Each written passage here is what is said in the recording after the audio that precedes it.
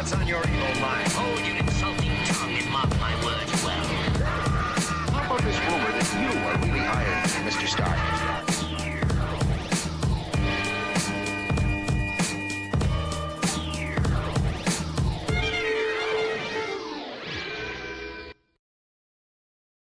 Hello, and welcome to another exciting episode of the Comic Book Chronicles.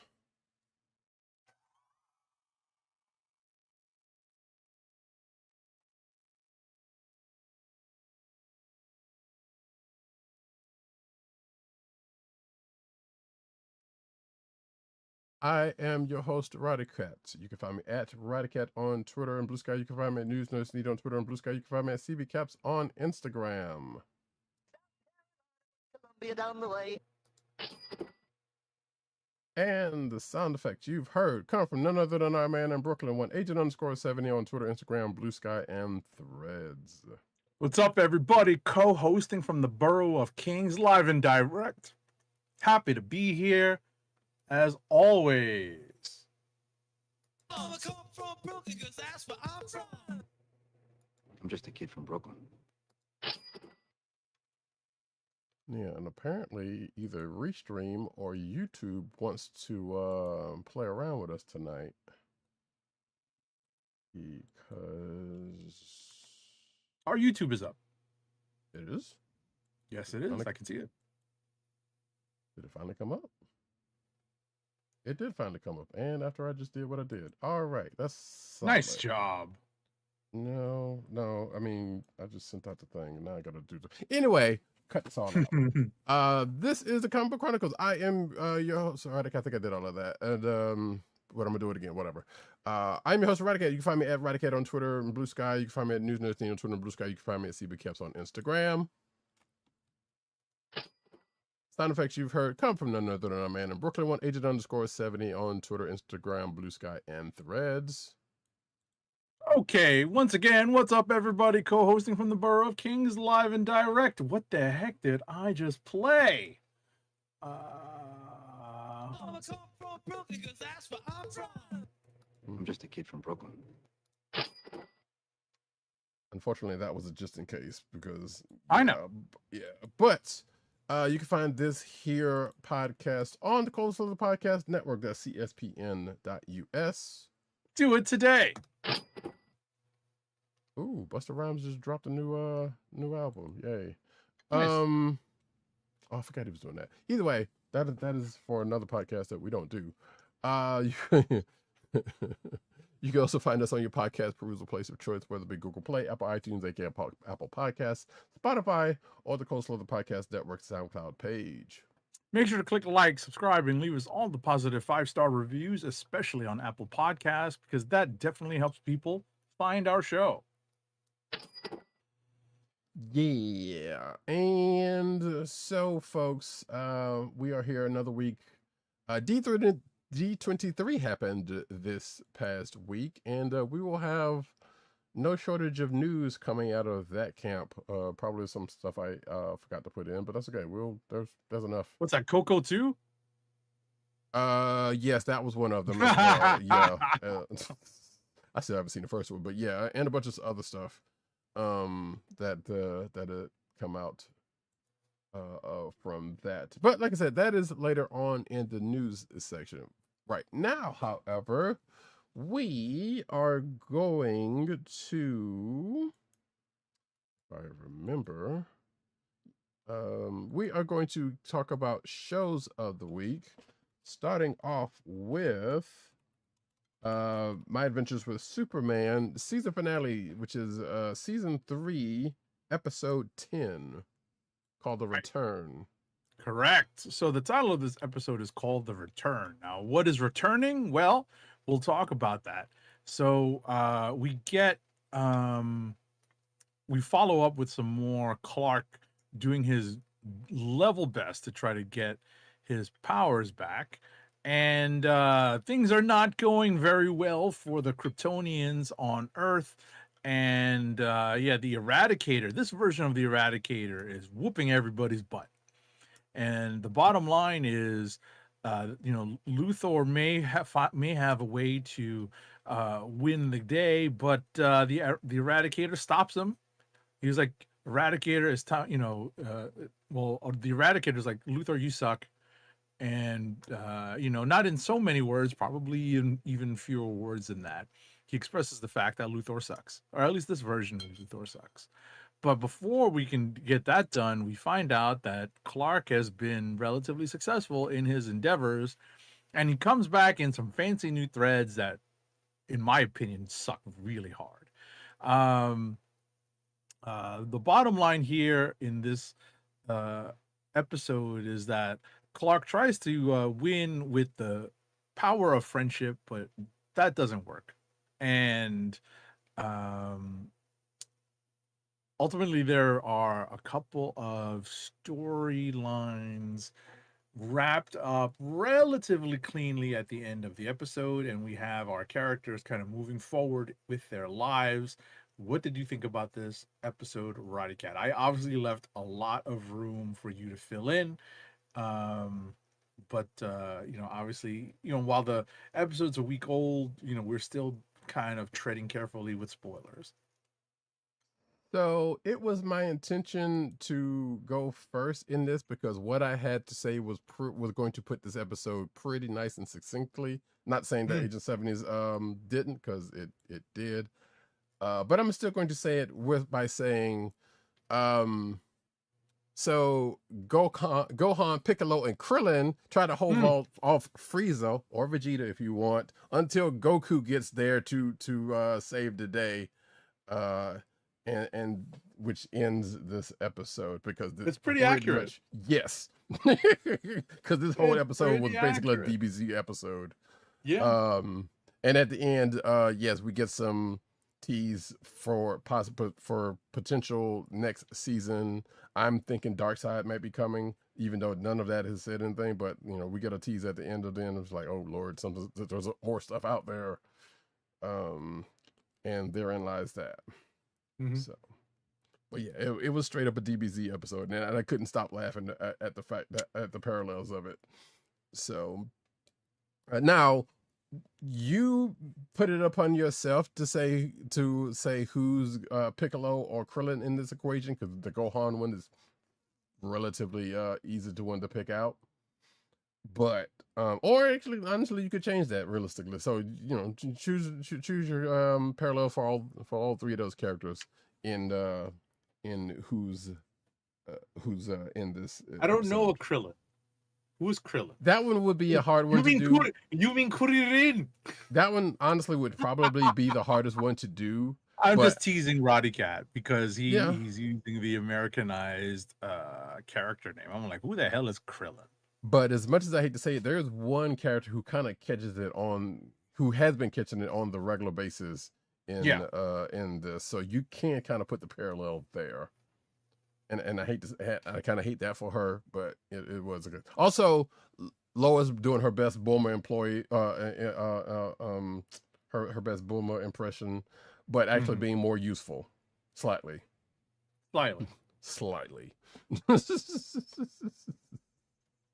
Who, I guess, if you take that analogy that I put in, that would probably be more Frieza. That would be the Frieza, and more of Vegeta, more the Vegeta, because she was not around for that one.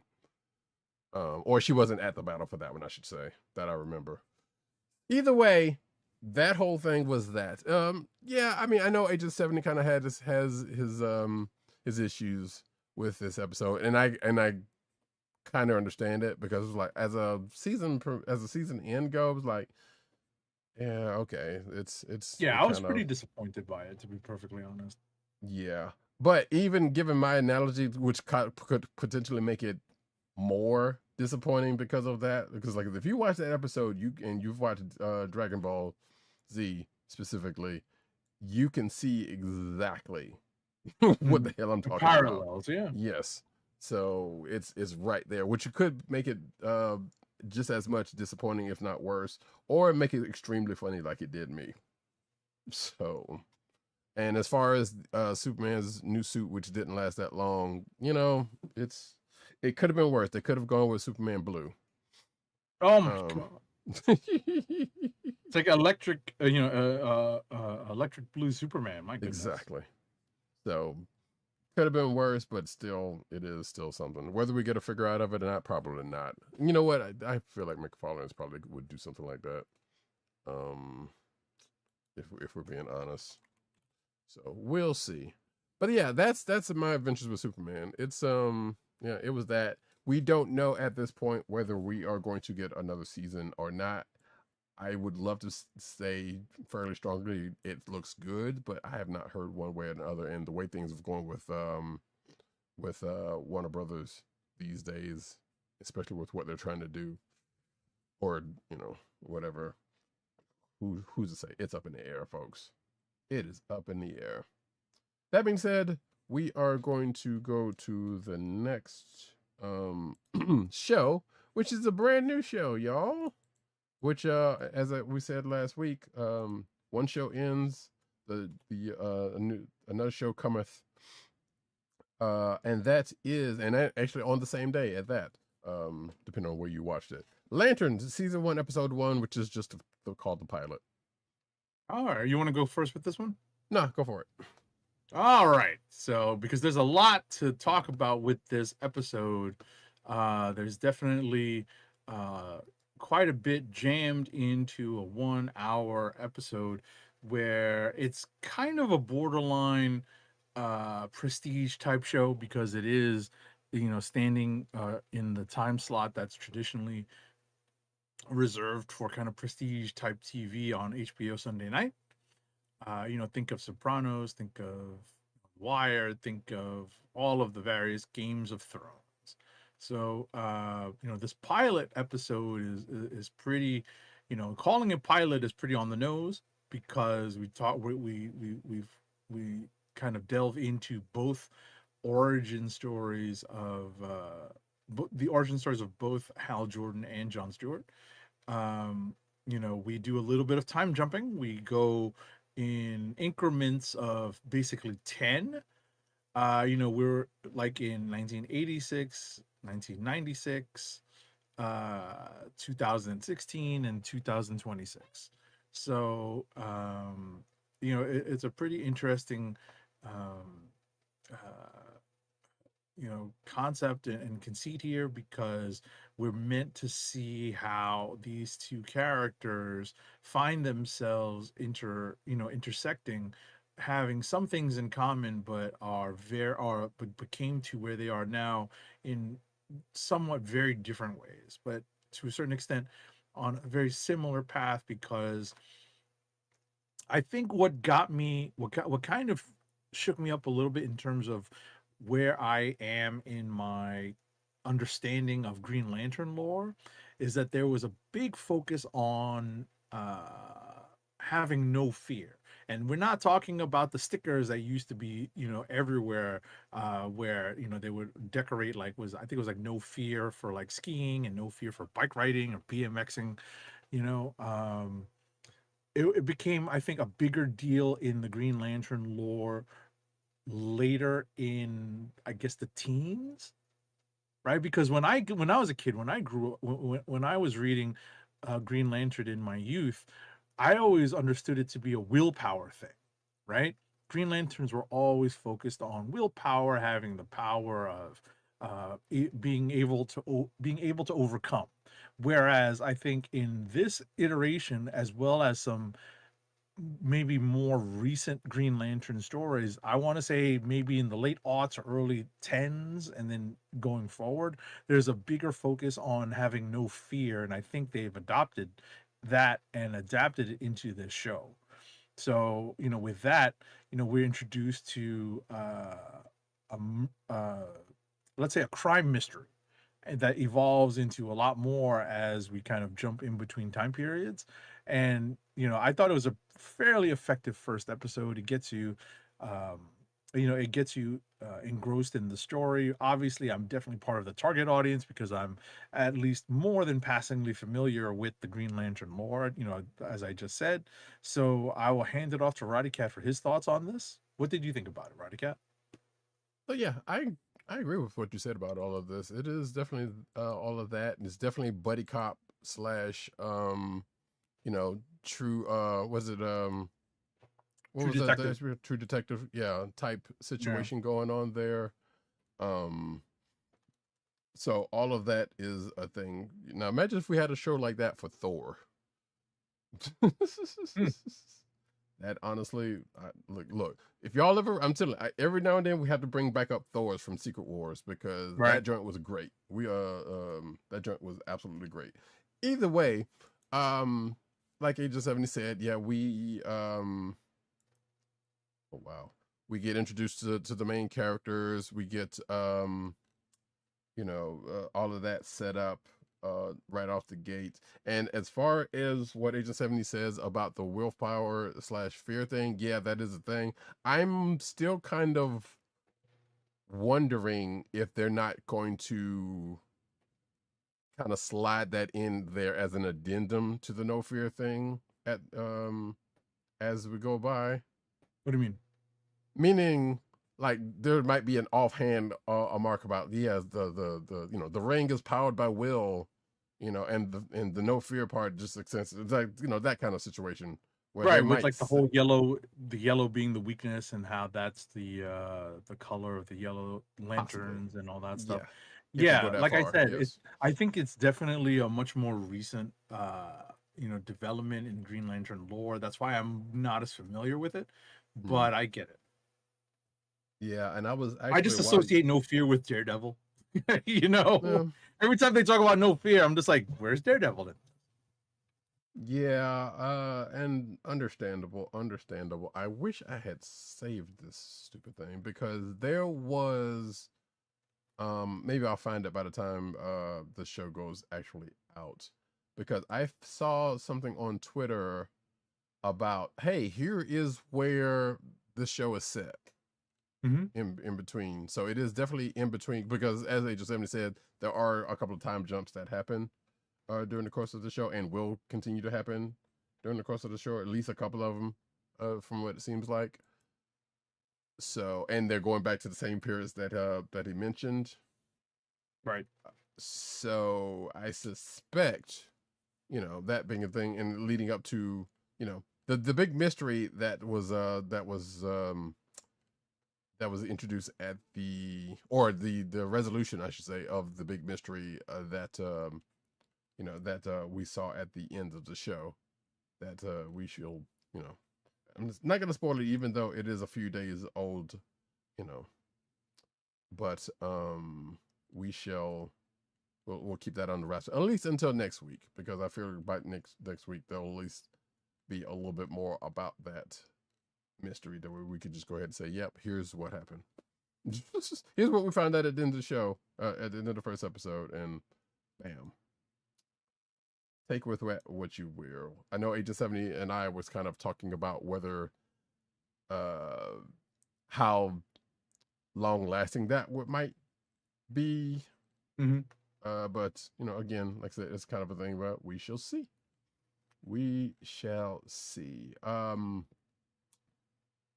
But yeah, ultimately, I enjoyed it a lot, or at least as much as with how they're setting it up. Put it this way, you're not getting a whole lot of actual Green Lantern, action. What it is, you see bits of bits, but it's also grounded enough to where it's like, yeah, we see. They're grounded in the True Detective type stuff more than the Green Lantern comic book type stuff. That might change over the course of the season, but I don't think it's going to be as much. I don't think it's going to change that much. Like, yeah, sure, there's going to be definitely some more. We might even go into space. We don't know. Mm-hmm. I that one I feel less confident about, Hmm. but even with the stuff they've already shown in trailers or whatnot, but therein lies that. So if you haven't had a chance to check out Lanterns and you have the means to do so, whether you're familiar with the source material or not, because realistically it doesn't at this point matter that much. It would be nice if you did, but again, given the way the show is structured, it doesn't matter that much at this point. Right. It's the pilot. So, Exactly. you know, you're meant to kind of dive in partially into the action and partially into the backstory. So Right. It's that's it's where more we of a are. character setup than other things in the world at this point. Hmm. Again, that's probably going to change given what we know from trailers and whatnot. So we shall see. But yeah, um, yeah, there's really not much else to say. Like I said, without giving anything spoilery out of the way, be careful about what you get off another man's grill. You know, Mm. that's all I got to say about that at this moment.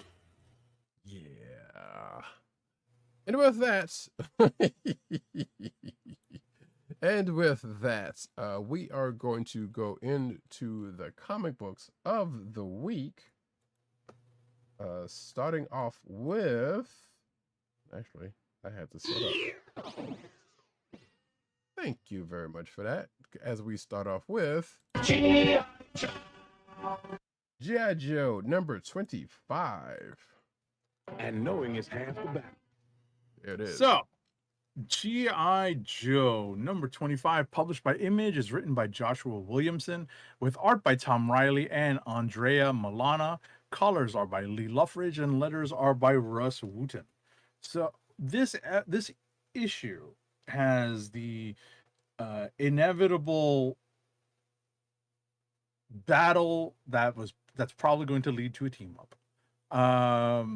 Where characters who we are used to seeing on the same side, of a battle are on opposing sides, and because of the reveal from last issue, one of the members of GI Joe who we're not actually used to seeing being on the side of GI Joe is on the run because because of this reveal, and ultimately it pits these two factions, the GI Joe team and what is it, the Nightforce team? Nightforce, yes. Right. Against each other, and ultimately we end the issue with one of the, in my opinion, one of the reveals that made me groan the loudest. I groaned so hard, I groaned so hard. MFers gonna find me, you know, just groaning so hard when I read that and saw that. I was like, oh my God. So I will hand it off to Roddykat for his thoughts on this issue. So yeah, as Adrian said, the inevitable, civil war that will probably turn into team up. We'll probably have it. This is part 1 of 5, as noted at the beginning of the issue. So yeah, we start off with Nightforce on a training mission, and talking mad shit about the Joes and Duke at that point, at that thing, using some acquired Cobra Tech via Mars Industry, which also comes in at the end, by the way, or another thing comes in at the end because of that Duke first met in his miniseries, and if you did not read that miniseries, you would not know that, hence something that was said going towards the end of the issue. That being said, though, yeah, that whole thing with the revelation and the person getting scapegoated, that was actually perfectly done, kind of, sort of, because, like, you know what, if it had been anybody else, the issue probably wouldn't have, or may have. If it was Duke, maybe it possibly could have happened. I don't know, but that was probably the perfect character that happened to, given the shenanigans going around in the background of the Energon universe. That I'm sure that's going to come out by the by the time this arc is happening. I don't know, but for right now, that still continues to go. We kind of find out that, hey, the character that's on the run is quite formidable on his own, which we knew, so that wouldn't be a surprise. But to be able to, escape a whole team that she's been working with, well, I guess that makes it slightly easier. but only to get their hope later on is something else. Outside of that, what was I going to? Oh yeah, so we had been seeing a certain figure on the Cobra side, and I say figure because this one's probably going to end up happening. But we saw a figure working for the Cobra that we thought might have been someone else that might end up on the G.I. Joe side. And come to find out, according to this issue, that may not be the case. That pretty much most assuredly is not the case, which is kind of a bummer, but also saying, okay, they are really holding out that reveal of this character for the longest of times. Yep. Presumably at this point, I'm slightly doubtful that we're going to get that character, but there's no way in the world that the character's not going to show up at some point. But then again, this is Kirkman we're talking about. This is Energon Universe specifically. Not necessarily Kirkman because he's not the one writing this book, but I'm pretty sure he's got some notes he's given to Williamson about a couple of things here and there.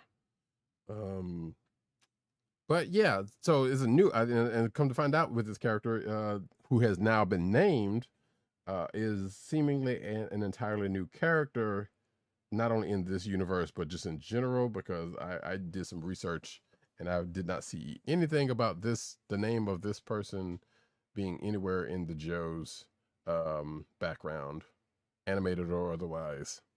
So congratulations, they made a new character and will probably get a new figure the way Hasbro's been doing some stuff, because they've been making new figures out of thin air anyway.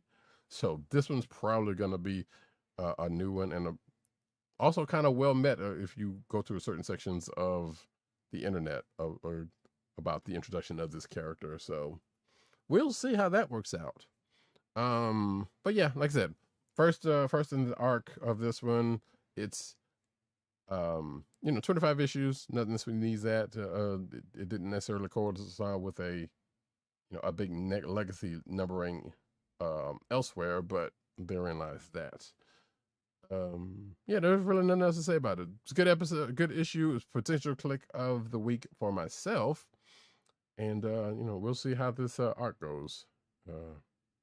But it'll probably go the way that Age 70 said. So, yeah.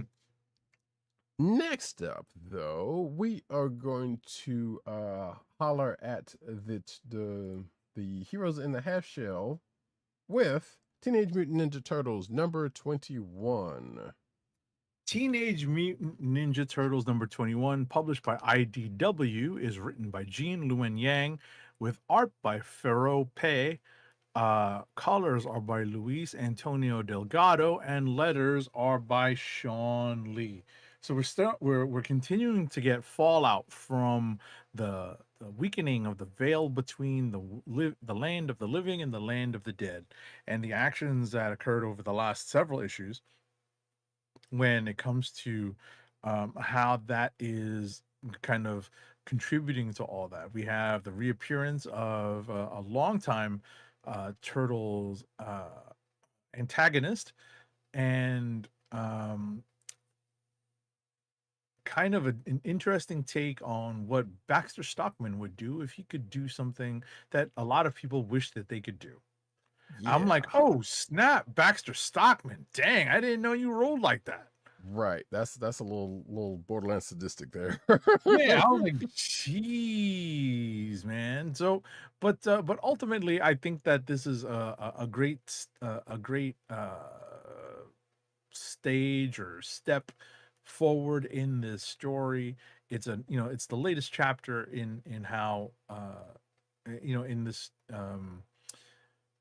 kind of supernatural story that I guess if you're used to the way Turtles have been written over the last several years, they definitely mix in some street level stuff with some mysticism, with some sci-fi stuff that's going back all the way to the very beginning of Turtles. So be prepared to see some interesting twists and takes in this latest issue and latest story arc of Teenage Mutant Ninja Turtles. What did you think about it, Roddykat?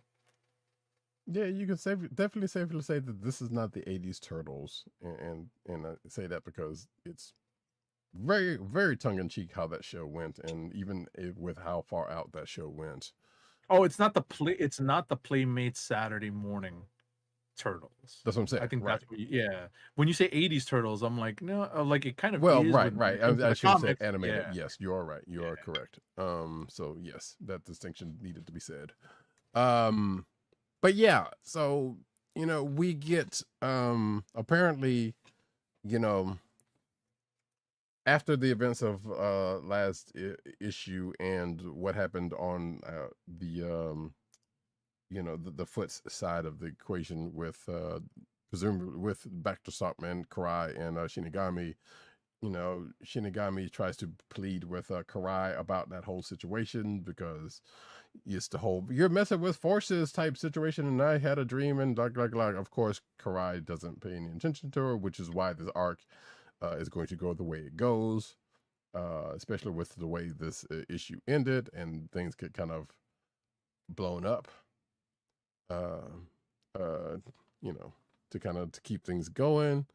And yeah, that whole Baxter Stockman thing was like, that's you thought daddy issues only went one way, and it does not. No.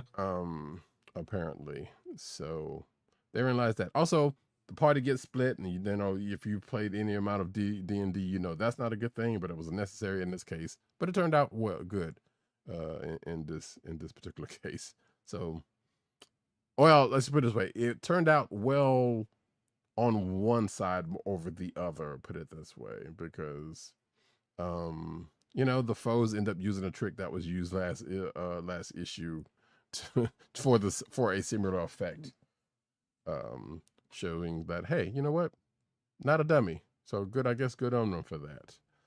But yeah, that was Teenage Mutant Ninja Turtles number 21. We are going to get into the last book that we have in common, which is Absolute Green Arrow number 4 of 12. Absolute Green Arrow number 4 of 12, published by DC, is written by Pornsak Pichetshote, with art by Raphael Albuquerque, colors by Marcelo Maiolo, and letters are by Jeff Powell. So we continue with the big introduction of the absolute version of Solomon Grundy. And we get a little bit of backstory when it comes to Hector Hammond and how this version of Solomon Grundy found its way into the Green Arrow timeline.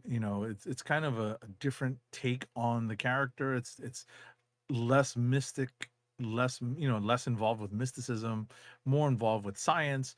And we're seeing a lot of this story playing out through the eyes and through the narration of one Dinah Lance, the absolute version of Black Canary. Ultimately, though, we find a couple of reveals that don't exactly play out the way we thought they would. And at the end of the issue, we have an interesting cliffhanger, and I'm kind of curious to see how that is resolved in the next several issues. I'd like to hear Roddykat's take on this, because he reminded me just before this episode started that Absolute Green Arrow was in fact extended to a 12-issue limited series. So I thought we were near the end of the limited series, because I was still under the previous impression that this was only 6 issues. Right. So that kind of changes how I assess where we are in the story. And obviously I don't know if Pichetshote is telling this as one long story that can't be broken up into 2 6-issue trade paperbacks, but I'm going to presume that that's still the case, that they're going to put out 2 trade paperbacks to make as much money as possible. So it's still, I think, going to read as a 6-issue story arc. So I think we are well past the halfway point, and I think that's how this read to me, because we have the eponymous character being kind of revealed, like their full status being kind of revealed in this issue, and I think it'll be expanded on in the next 2 issues, which kind of wraps up that first 6-issue story arc. And then Yeah. we'll go forward from there with the additional number of issues allotted to this series. And I'd love to hear what Roddykat has to say about this issue. So I guess this is a case where it goes back to where normally it goes the other way. But if you've been around comics long enough, as Age of 70 knows, sometimes the writers will have the beginning, the end, and they're fleshing out the middle as they're going along. And that comes into play when, say, the book gets canceled before they end that story. So they have to basically go, okay, well, we got to cut this out, and then get to the end.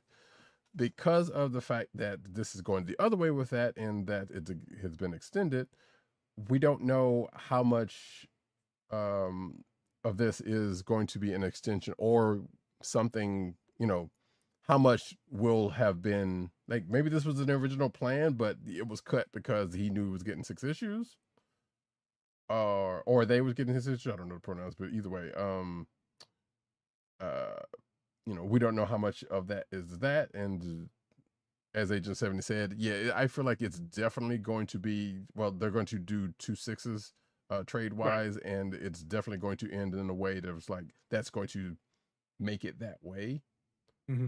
Whether that was going to be the end, the end of the story or not. So, or in this case, not, because clearly it's not the end of the story, but end of this arc, and they kind of have to, kind of pad that a little bit to make it so. That being said, yeah, as they just said, we are definitely seeing potential.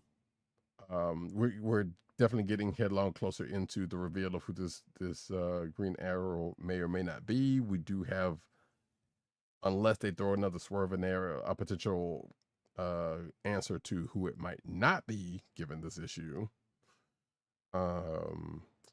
And we're also seeing, so I don't know, I'm not reading Batman or anything else. Has there been a Ra's al Ghul reference in that book? I want to say it was an absolute evil. Okay. But, because I think they revealed, they showed a lot of the bad guy characters in Absolute Evil. Right. Or Ra's al Ghul, depending on which version, you right, want to go Raish, with. Raz. Exactly. But ultimately, I don't think that the character has really made much of an appearance in the Absolute Batman world right now. Gotcha. So it was interesting that seemed like they might have teased a little bit of that in this issue by being name dropped in a certain spot. It's like, I guess that's where that was going. So I wasn't sure if that character was already in the universe, or they're just like, here we go, just dropping this here. Right. It's they had the audacity. I'm just going to spoil this real quick. They had the audacity to compare the rich to the X-Men by using a certain phrase that is associated with how the X-Men are treated or looked upon in the world at large. And I'm sitting here like, that was, wow. Wow. But I guess it worked in this situation, and that was because of what was going on in the flashback in this issue. But that was still kind of like, I had to stop for a second. I was like, they did not do that. And they did. And last but not least, though, it seems like, the eponymous character of Dinah Lance, aka Black Panther, Black Canary, is definitely about to fly. Because we are definitely getting shades of a power set that Black Canary is known to have bubbling up to the surface. Now, whether that's going to come out in this book or that's going to come out in that one shot that we know is coming in the next couple of months, if I'm not mistaken, because I believe it's supposed to be set between the next couple of issues, if I'm not mistaken. So, but we'll see. I think I have a feeling it's probably going to come out here, and then they'll expand upon it there, depending on what they plan on doing with that one shot. but we shall see. Don't know.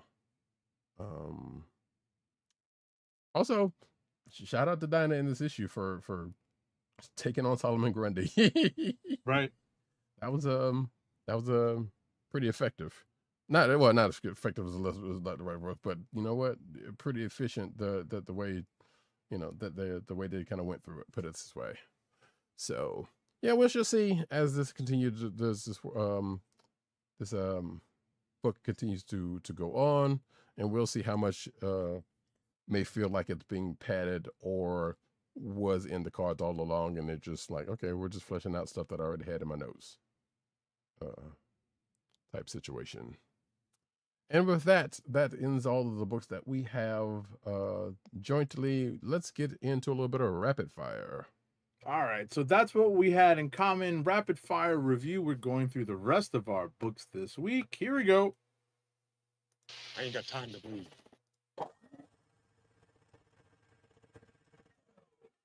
All right, for me, first up is Avengers Armageddon, number 3 of 5, published by Marvel. It's written by Chip Zdarsky with art by Ario Anindito, that is.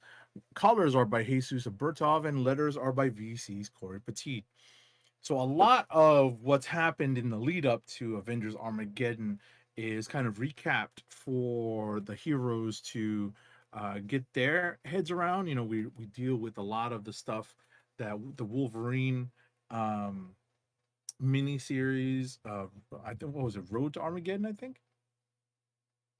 Sounds right. Yes.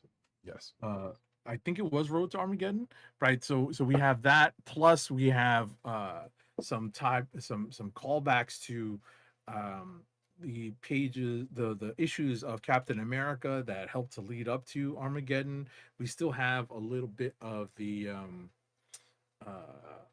ultimate impact, or the stuff that that Miles was doing with the origin boxes. That's all tying into where we are now in Armageddon. So if you didn't read any of that stuff, you're probably okay if you read the main Avengers Armageddon miniseries, because that will generally recap most of that stuff for you, and refer you back to any of these issues that you missed for further information.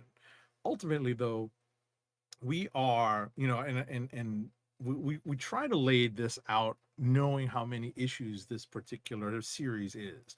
So this is 3 of 5. We are roughly at the halfway point, and we're in the turn for the stretch run home. And I think it is the story ramps up in this issue. It's very much accelerating towards a finale that's going to set up the next status quo for the Marvel Universe, the next status quo for the Avengers and the X-Men as we move forward into the fall, right? This is technically the big summer event, because we are wrapping this up in like August, going into September and October, and the next reboot of the Avengers is going to be in December, I believe. So ultimately, I'll look at that because I thought it was September, but you might be right. I'm pretty sure it's December, and I'll double check that when I finish up. But ultimately, though, I thought that this was a pretty quality issue. Like I said, it definitely ramps up the action, it ramps up the tension, it ramps up the drama in the story, and it definitely feels like there's going to be some, illusion at least of change. So, and that's always what they're looking for when it comes to these events. So, Avengers Armageddon number 3 of 5 is a candidate for Click of the Week for me. Next up is Captain Marvel Dark Past. Hang on, sorry, November 4th specifically is when Avengers is going to happen. Okay. Yeah. Oh, it's okay. I just hit my phone and something popped up with the audio on Instagram. So yeah, so November, right? So basically, the timeline I just laid out with September and October leads right into November. I thought there was going to be a gap between the ending and the launch of Avengers, but nothing I said was really all that far off. So ultimately, um, I'm looking forward to see how this event ends and leads into the reboot of Avengers. Next up is Captain Marvel Dark Past number 5 of 5, published by Marvel. It's written by Paul Jenkins, with art by Lucas Verneck, colors by Rod Fernandez, and letters are by VC's Joe Caramagna. I think the purpose of this miniseries was to, kind of dive into Captain Marvel's kind of still retconnable history and past, but at the same time giving her an opportunity to finally settle things with Rogue. And if you're familiar with the origin of both Rogue and the history of Carol Danvers, Ms. Marvel, Captain Marvel, then this has been a long time coming. So if you're interested in reading how it doesn't really, it's not like it's not like they are resolving anything directly, but I think they come to, more than a detente, but a real settlement of any kind of past grudges they may have, or past disagreements they may have held against each other because of the way Rogue, uh, took Captain Marvel's powers and psyche for a long time. Next up is Daredevil number 5, published by Marvel. It's written by Stephanie Phillips, with art by Lee Garbett, colors by Frank Martin, and letters by VC's Ariana Mar. So we get to a nice little conclusion dealing with this Omen character, but is Omen's story complete? No. There is a bit of a cliffhanger ending when it comes to that, but we also get the formal reintroduction of Foggy Nelson into the Daredevil story, and I think we all want to see that, kind of happen, and we'll see how that plays out moving forward. Next up is Queen in Black number 3 of 5, published by Marvel. It's written by Al Ewing, with art by Iban Coelho and Paco Medina. Colors are by Guru EFX, and letters are by VC's Clayton Cowles. This Queen in Black series is kind of fun, right? Because we're seeing, a mix of like Avengers and but obviously, because it's written by Al Ewing, we're getting a lot of focus on Asgardian characters because he's writing Thor, and also the Venom corner of the Spidey universe. And that of course includes Spidey to a certain extent, so we're getting a lot of those characters spotlighted as well. uh in my mind, though, it's just a fun crossover, and I think Al Ewing's doing a good job in telling the story. I think it's actually worth reading. The main miniseries is worth reading. This is a candidate for Click of the Week for me. In the same vein, Queen in Black, Defenders of Light and Dark number 2 of 3, published by Marvel, is written by Al Ewing and Tom Waltz. It's a co-writing situation, with art by Zay Carlos, colors are by Fair Cifuentes Sujo, and letters are by our favorite lettering paisan, who also lettered Captain Marvel Dark Past number 5 of 5, VC's Joe Caramagna. So this issue, to my delight, focused upon 2 members of the Light and Dark Defenders team. Cloak and Dagger, who we are used to seeing as a duo. And because of what happens to one, something that happens to one directly affects the circumstances of the other in this story, and we see how they are intertwined and how these characters on almost an extra dimensional level are connected, and how in this story we have a character who's often portrayed as being one of the more cosmic powered, more cosmic level characters, kind of interacts with the two, and it's a pretty cool spotlight on Cloak and Dagger. I appreciated it. I was happy to see it. It actually makes me want to go and make sure I pick up that the follow-up issue of this 3-part miniseries. I kind of missed it when I was in the comic book at my local comic shop this past week.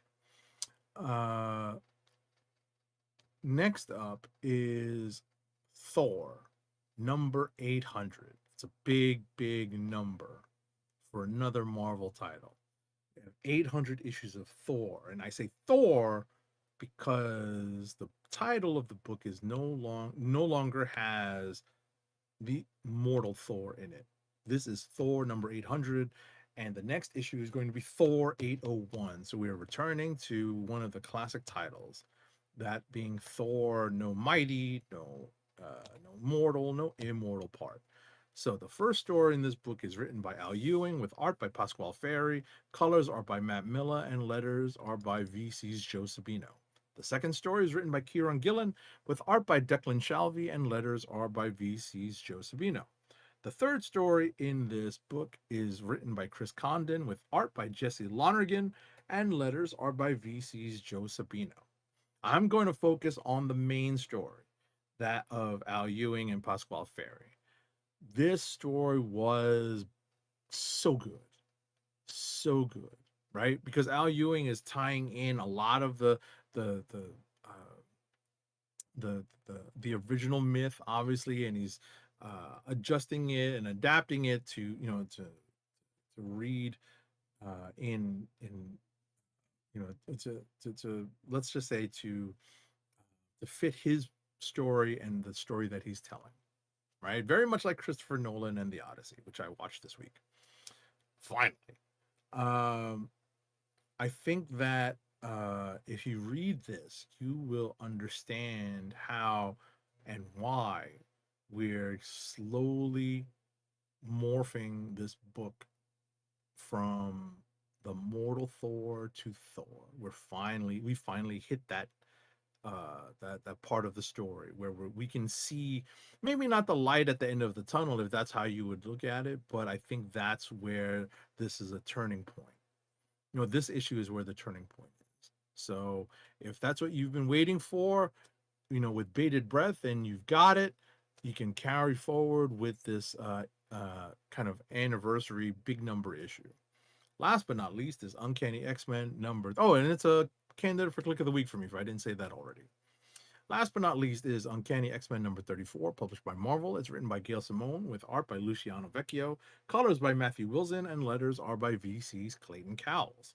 In this issue, we have Rogue and Gambit basically off on their own, carrying their main storyline forward, because what they're trying to do is exorcise the demon that has partially possessed Gambit through the left eye of Agamotto, right? Because that dragon storyline with Saturang has finally come full circle 30 plus issues into this story. Remember, that happened really early on in this series, in issue, I think, 1 and or 2. So 30 plus issues in, we're slowly starting to see what effect all of this has had on Gambit, and Rogue is looking to help exorcise this demon. They've introduced a certain number of characters who may or may not be able to help with this particular exorcism. And meanwhile, we have a few developments going on back in Louisiana with the X-Men who stayed behind, with the new version of the New Mutants. And that particular storyline is still pretty fun, because we're getting to see more of M and Quicksilver, and how they are interacting as kind of stand-ins for Rogue and Gambit, while Rogue and Gambit are off doing their The Exorcist reenactment. And that's it for me. Are they still together? Who? Him and Quicksilver. Yes. Okay. I wasn't sure if they kept that or not, but okay. I was also going to ask if you think what shades of that whole Queen in Black Defenders thing is happening. You think that's gonna stick with Cloak and Decker, or nah? I think so. I think so. I think the characters needed a little bit of, not evolution, but maybe at least a slightly different, a slight update, let's say. They needed a slight update. I don't know if it's going to completely stick design wise, but I think it's going to stick you know, they're a set of characters, and you can say this about any character, right?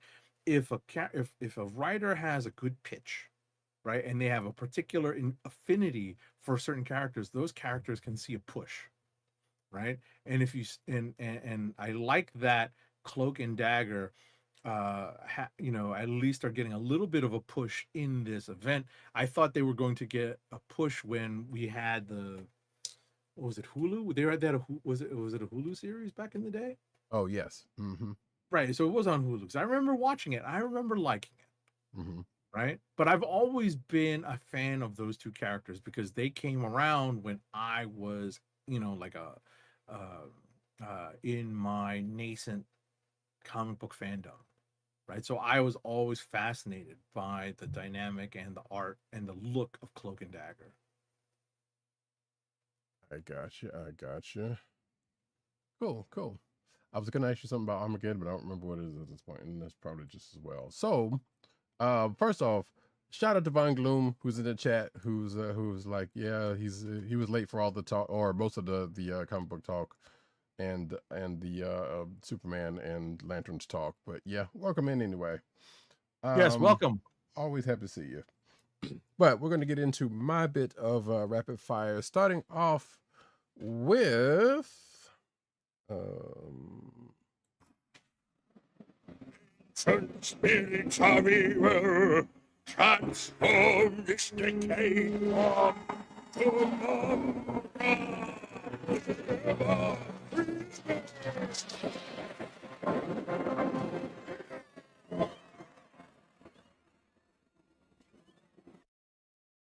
And of course, Okay. of I'm course, like, okay. well, I was also trying to use that time to see if I could find the cover of the book, which apparently I did not pull, and I thought I did. So I don't know what happened with that. So yeah, Mumm-Ra, the ever living 5 of 5. This, for some strange reason, is still being tied. Was still being tied to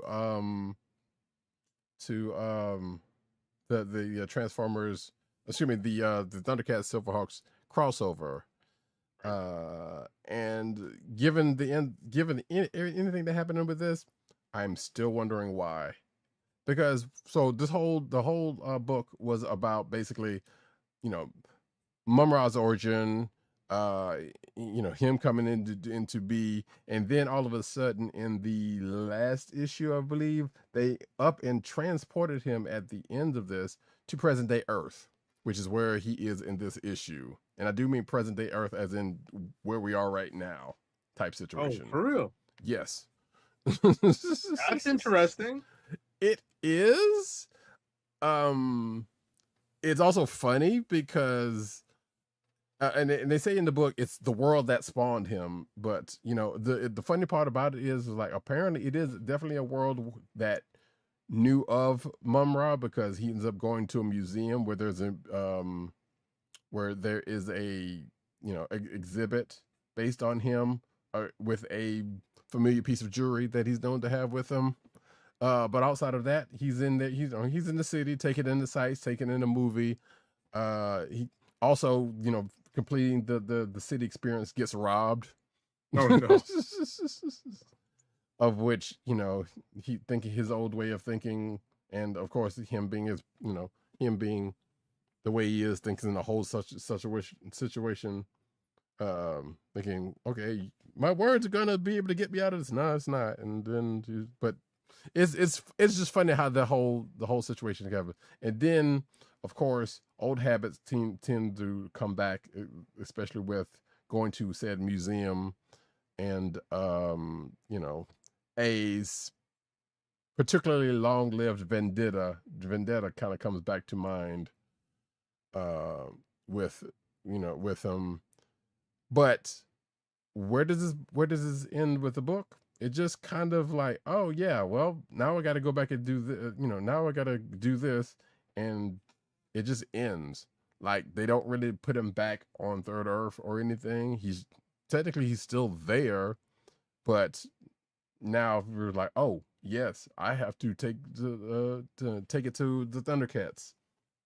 You know, I'm spoiling this, but you know, it's fine, folks. If you want to read this whole situation, Like I said, it's a pretty decent read for what you find out about his origin, because it's all made up stuff that most of which, I guess there's a couple of tidbits in here that you probably might have seen in animated form, but not much. But, you know, again, this is in a universe where they're making a whole lot of this, they're expanding on a whole lot of lore, you know, creative license styles. So take all of that for that.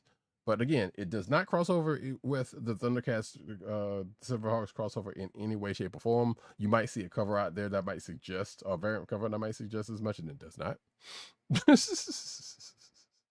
And yeah, that's pretty much it for that. Of course, you know, there is a certain cookbook that shows up that Mumm-Ra is being shown to read.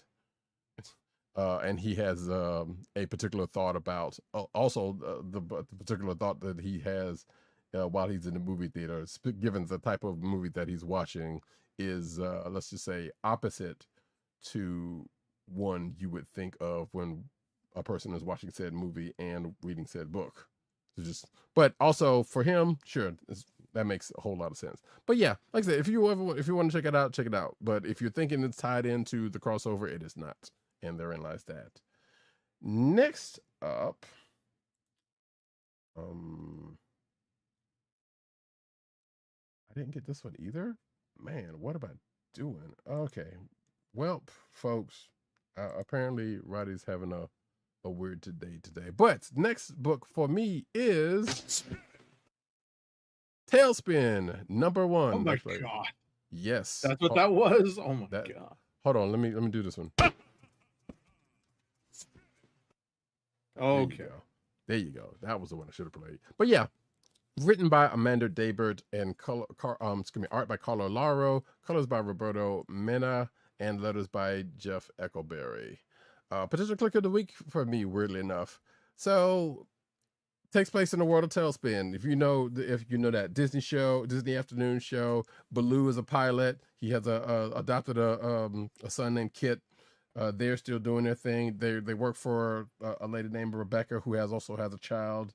And all of these people I'm mentioning shows up. They have an adversary named Don Carnage who also shows up in this issue. So pretty much another day in the life of the TaleSpin characters, with the exception of Rebecca sends Baloo and Kit to pick up a new resident and I'm not making up this name of this place, Cape Suzette, which is the name of the place where they live. But if you already know that because you've watched TaleSpin, those of you of a certain vintage.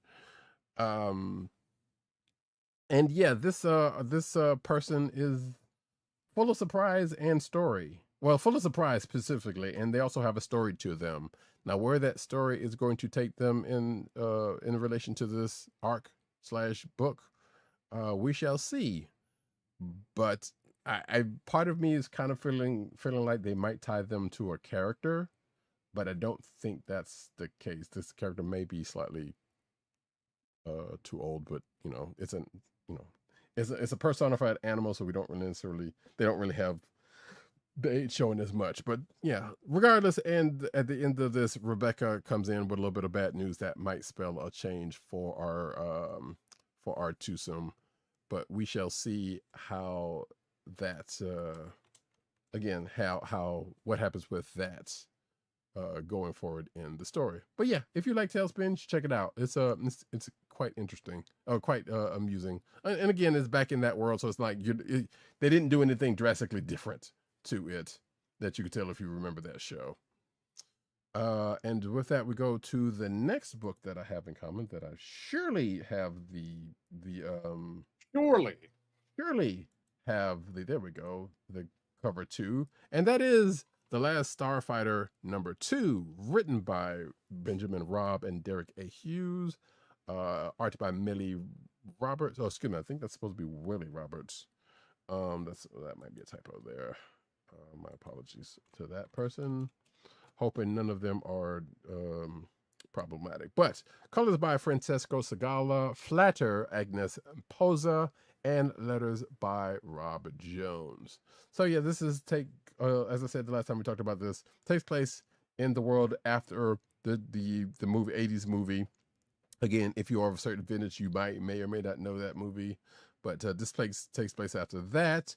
Alex, who is the main character of that movie and this book, is charged with basically rebuilding the Starleague, and he's trying to gather up recruits from the galaxy, and someone's trying to stop him and Greg and his fiance Maggie from doing so, and of course Centauri, because you can't forget Centauri. Two of those people meet up with some resistance as they're trying to recruit. We get a little bit of, hey, here's some new ships for the recruits for the training crew to go after, to get into. There's also a little bit of a rift that happens because Greg has a child who also wants to be a starfighter, and he doesn't want him to be, so that's a thing in this.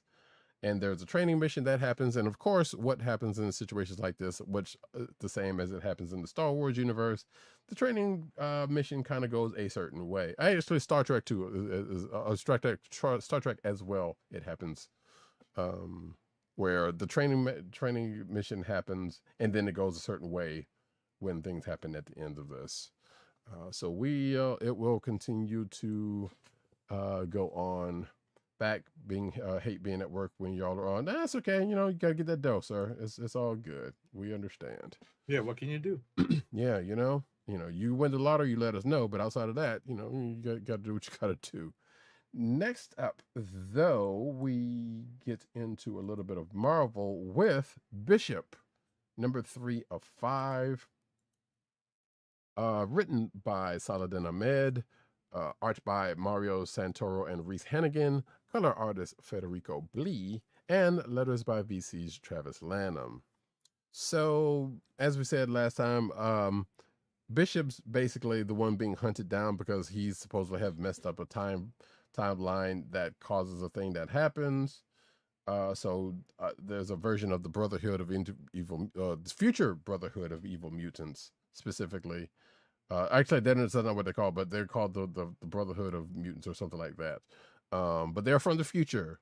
And how do you know they're from the future? Is basically they have their members are hybrid versions of the Brotherhood that you would know from the evil mutants. So in this issue and the last issue, there was a Toad/Blob hybrid called something Splitter. I can't remember the name of it right now, but Shine Splitter, I believe the name of it was. So, one part Toad, one part Blob. You figure out how that works out. And there was another one that was called Flamequake, which was, of course, Pyro and Avalanche hybrid person. And then the next one that is coming is a Mastermind. And actually, I'm not sure who the other person. I'm going to say Mystique probably is going to be the next one, as we find out at the end of this issue. But yeah, thereafter, Bishop Shard, who is Bishop's sister, who apparently had died back in canon, is alive and also is on this mission to kind of bring them in and save Bishop.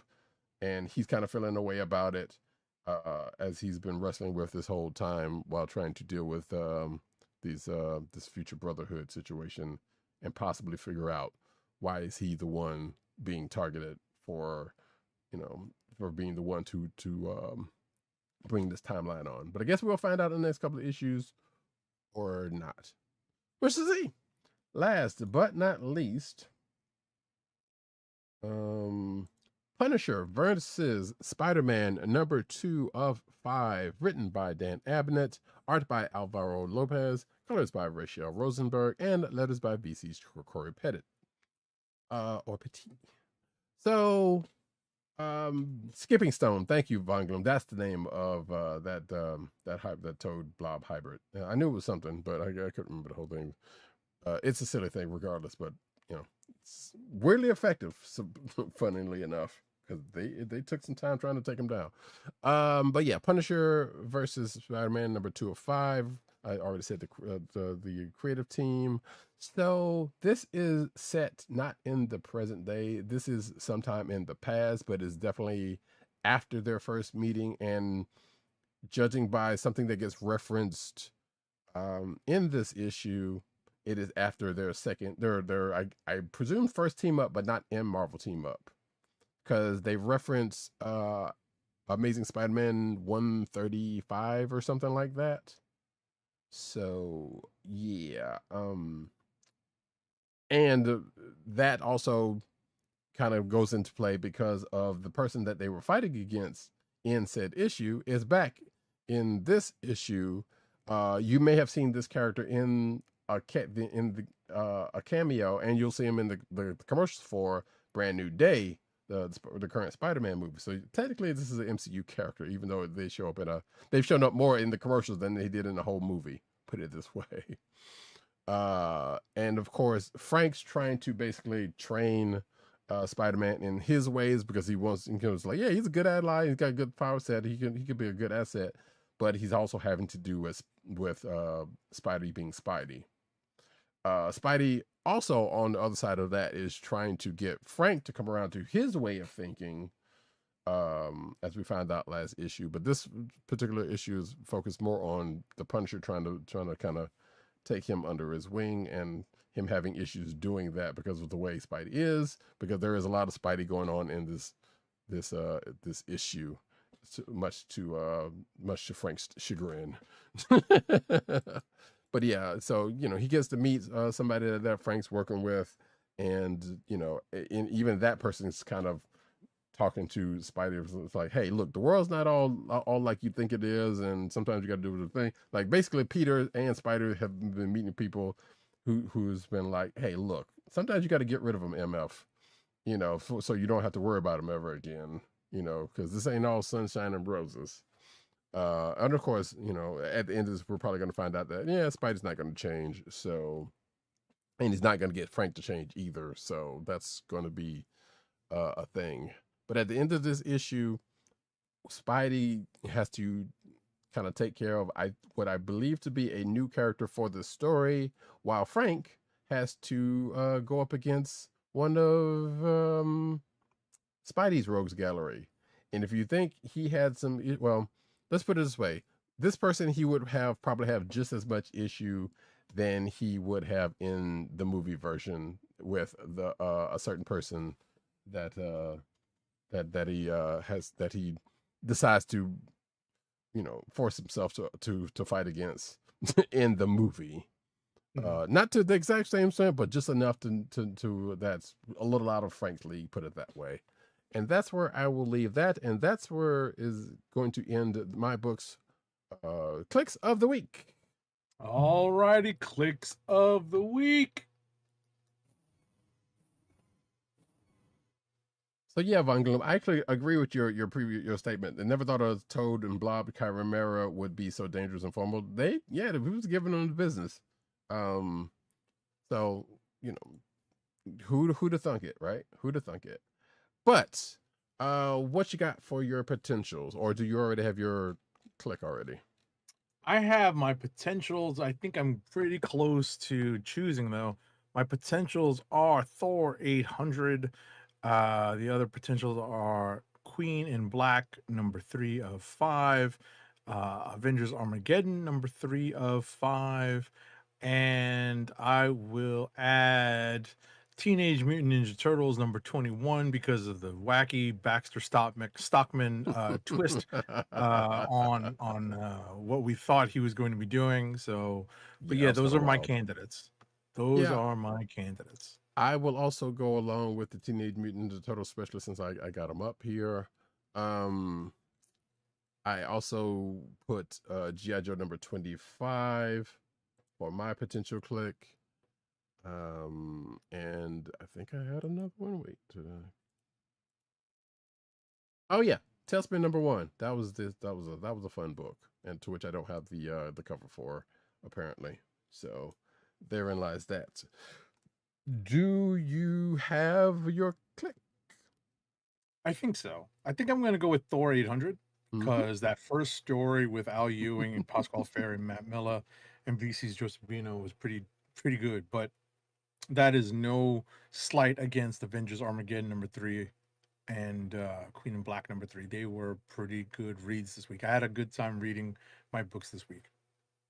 So those watching the video version might have seen while Agent 70 was talking about Thor, me pointing to something, and that being what I thought to be his potential click of the week, which ended up being his his click of the week. So I'm not saying a Noma man's like that, but I just kind of knew. So therein lies that. They need to make Listen, Al Ewing's doing great work. You know, I'm not the biggest no fan doubt of that. Venom, but I read it here and there because what he's doing with it is pretty good. But you know, the immortal slash mortal stuff that he's done with the Hulk and now with Thor is really good. Yeah, and I as well love some Al Ewing stuff, and for similar reasons have stayed away from the Venom stuff. And the only thing that's really kept me from the Thor stuff was because I was behind and I wanted to catch up with Immortal Thor and then go into this, which I know you've said you don't necessarily have to, but I still wanted to anyway. Right. So therein lies that. Vaglu says they need to make I said something similar to that earlier actually when we were talking about G.I. Joe. They need to make a major Medusa. I feel like excuse me, I said they're probably going to, especially with the fact that they're making, as I said, they're making brand new G.I. Joe figures out of thin air over there. Like Right. So. Right. I wanted to add something to that. I'm glad you brought that up, Von Gloom. So that was a fake out because we kind of presumed that was going to be part of the introduction of a character that has heretofore not yet been introduced into G.I. Joe. Right. And I said that earlier, but yeah. Weird, right? But I didn't chime in on it. I wanted to mention that was an interesting fake out because both Roddykat and I had kind of, guessed that. And when I saw that on the page, I was like, oh, well, we were wrong. Yeah. Although, or are we? Like, could it very well be that this character is introduced and then ends up being? I don't think that's the case, but yeah, I don't think that's the case. But yeah, I get it. But they could very well do something like that. I don't think they would go through this length to do such a thing, though. Yeah, but that's a pretty big swerve. Williamson, right. That would be a pretty big swerve for him to really take the character that far afield in terms of the character's origin. No. The other character that would normally be on the Joe side, who's known for being badass and associated with a certain set of folks. Yeah, there we go. But not Serpentor. I can just go ahead and say it. And that's probably not him. Definitely not him. Right. I'm actually kind of wondering if they're going to go that far. Given what we've seen from this version of G.I. Joe, I wouldn't be surprised. In fact, I would not be surprised if that comes from Cobra Law. Just kind of roundabout like they did in the movie, but probably a little bit more direct. I would not be surprised. Because they've been doing some deep cuts in this thing, and they've been borrowing from, at the very least, on the Transformers. Or yes, that character, Von Gloom. Yeah. But yeah, they've been borrowing from the movies, or heavily enough on the Transformers side. Not as much on the G.I. Joe side, but I also wouldn't be surprised. Well, by extension of the fact that Cobra Law is in universe, and that's not a spoiler, or it might be a spoiler if you're not reading, but they've shown up in places that we've talked about. But I wouldn't be surprised if that character, if Sprinter shows up at some point. Now, the other character we were just talking about, that for some reason, for reasons we're still not talking, they're saying the name of, that we thought this character was. Yeah, they're, as we talked about before the show, they're really playing the very longest con on this character's coming out. This character coming. Yep. And I don't know how much longer. I mean, they could do it indefinitely if they really want to. They could very much not just introduce that character at all to this universe and let people eat cake. Right. But I don't think they're going to do that. It's just a matter of where and how they're going to do that. And like I said, us thinking that this was because, like, surely this is that character. Just they know they have people on the hook for that character coming in by us thinking that way. So they're nuts. Which I guess, you know what, good for them for that, because yeah. And this character seems to be shaping up. From what I've seen from Hubbub online, people like this character. And this is like the first real appearance of that character as named as they are, and it being a brand new character. So surprisingly good on that respect.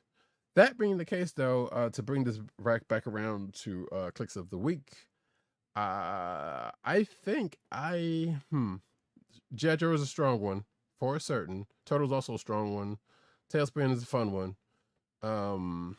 I think I might have actually wanted to put Absolute Green Arrow into this one, interestingly enough, but I think for what I would want to do it for, I suspect it's probably going to be either the next issue or that one shot for Black Canary.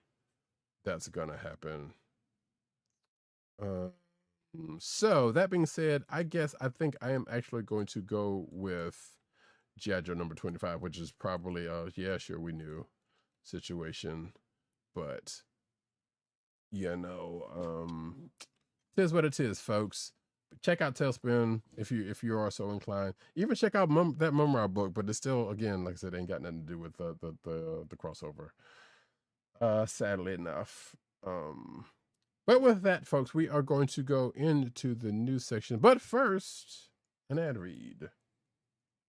First ad read of this episode is for Wink, your personalized wine club.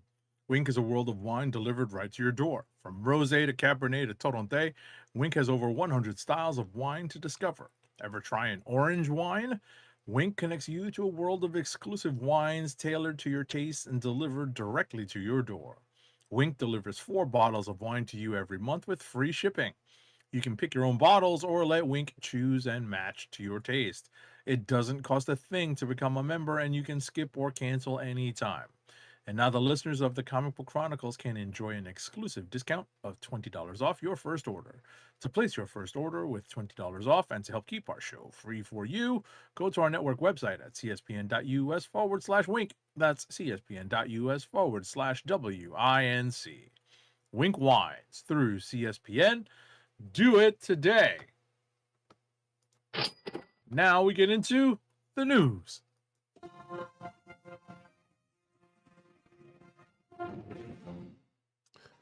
Cinematic news is we do about the time. As I said earlier, D23 happened over the past week, so a lot of this news is coming from there. Get out of here, ad. Thank you. And we start with Ahsoka. Season 2 brings the Force and more Anakin with the first trailer. So yeah, the first trailer for Ahsoka Season 2 is out there. It looks pretty good. You the folks that you expected to see return, unfortunately including Ezra, but and Zeb. Unfortunately, but hey, you know, it's a Rebels reunion, and the big bad Thrawn is there, so you know all of that is showcased here, like in the trailer. So, and it looks I don't good. mind seeing Zeb. You know, I don't particularly care for this version of Ezra. So I didn't care for too much of any version of Ezra, because he was annoying little shit. But I mean, he got slightly better as the show went on, but only slightly. Him and Zeb together was annoying. Also, that's why I said that. Zeb, who potentially should have been a Wookiee, was supposed to be a Wookiee, but they changed him, from what I understand from Hubbub here and there. But that's not the reasoning. It's just that I don't know, that character, especially with dealing with Ezra, was just kind of annoying. But yeah, so therein lies that. The weird thing about this trailer is, and they presumably originally there was supposed to be a movie that all of these shows were, you know, like Mandalorian, Mandalorian and this specifically, probably Book of Boba Fett, who knows, was supposed to cultivate into a movie, and sounds like all of that kind of pretty much got scrapped, being that you know, the powers that be are back in the building, sadly. And I know it is what it is, but I say that because even with Filoni in charge, you know, there's only so much that's gonna be able to happen because of his overlords. But that being said, like I said, it looks like something that could have been in a movie. I didn't think Mandalorian and Grogu needed to be in the movie, but it sounds like that might have been a mandate as well. So you know, this will continue going down that joint, and we'll see how that what happens with these shows along those lines. Next up, Lucasfilm showed off the debut trailer for Star Wars Starfighter at D23. The brief first look at the movie showed Ryan Gosling's pilot character, now confirmed to be called Cade Oberon, discover a child playing with his decommissioned starfighter inside a garage. There's a reason it was decommissioned, Cade says. We then see Cade fly across a number of otherworldly landscapes, and in classic Star Wars fashion, droids shoot at the ship as Cade's droid helps him escape. I have not watched this. Has this hit YouTube yet? I don't think this is showing up online yet that I've seen. Yeah. But just like some of the other stuff that we've talked about and we'll be talking about, I'm sure it will at some point. Right. Ryan Gosling stars alongside Amy Adams, Aaron Pierre, Matt Smith, Mia Goth, and Flynn Gray in Star Wars Starfighter, which is currently due to launch on May 28th, 2027. Jon Stewart's in Star Wars. Oh wow! Right, and so is Damon. Damon Targaryen. Oh yeah. Or the doctor, one of the doctors of Doctor Who's. Yeah. Yeah. Exactly. Oh yeah, Matt Smith's the big bad guy. And Lois Lane. So wait, which Amy Adams. Oh yeah, that is right. I forgot. I keep forgetting about that that version of the movie, for whatever odd reason, or those versions of the movie, because I forgot she was in a couple. Regardless, just unlimited power, Palpatine, the Mechie Lab. I'm fucking be silly. The mouse doesn't care about artistic freedom or integrity. Yeah, I mean, you got to get it where you can in these days and times. So hopefully that's not officially true. And that's speaking of officially. What I said about the footage for this is probably not official, but I think there is probably stuff out there, put it that way, floating around, just not official yet. Next up, though, The Mandalorian and Grogu, speaking of, lands Disney Plus release date after underperforming in theaters with 345 million is underperforming. That tells you a whole lot. Now, I don't know if this is there, I don't think it is.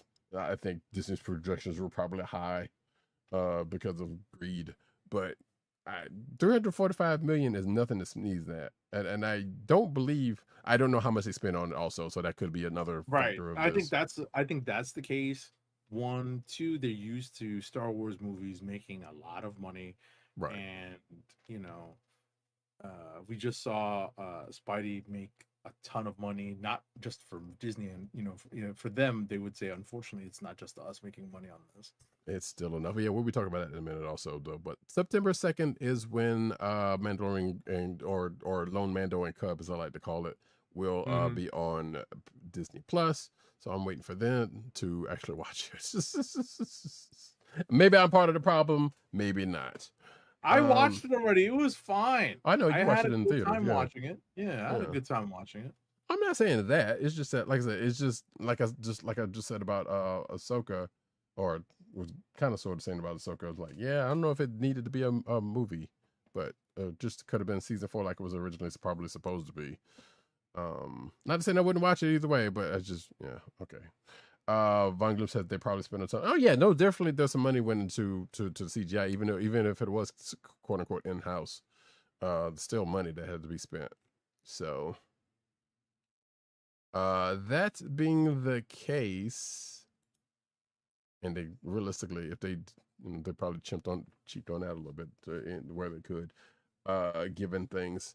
Next up, though, Disney's revealed a release date for Marvel's Ghost Rider, starring Ryan Gosling as the title character. The film will be Disney's summer. Will be one of studio. Well, actually, no. It will be the studio summer blockbuster set for July 28th, 2028. So that would be smack dab in the middle of what's shaping up to be a solid year for Marvel fans. Black Panther 3 is set for December 15th, 2028, while the as yet untitled X-Men movie comes out on May 5th, 2028. So yeah, so we've got late spring, middle of the summer, and basically Christmas. Yep, they've done this once or twice before, but to differing effects.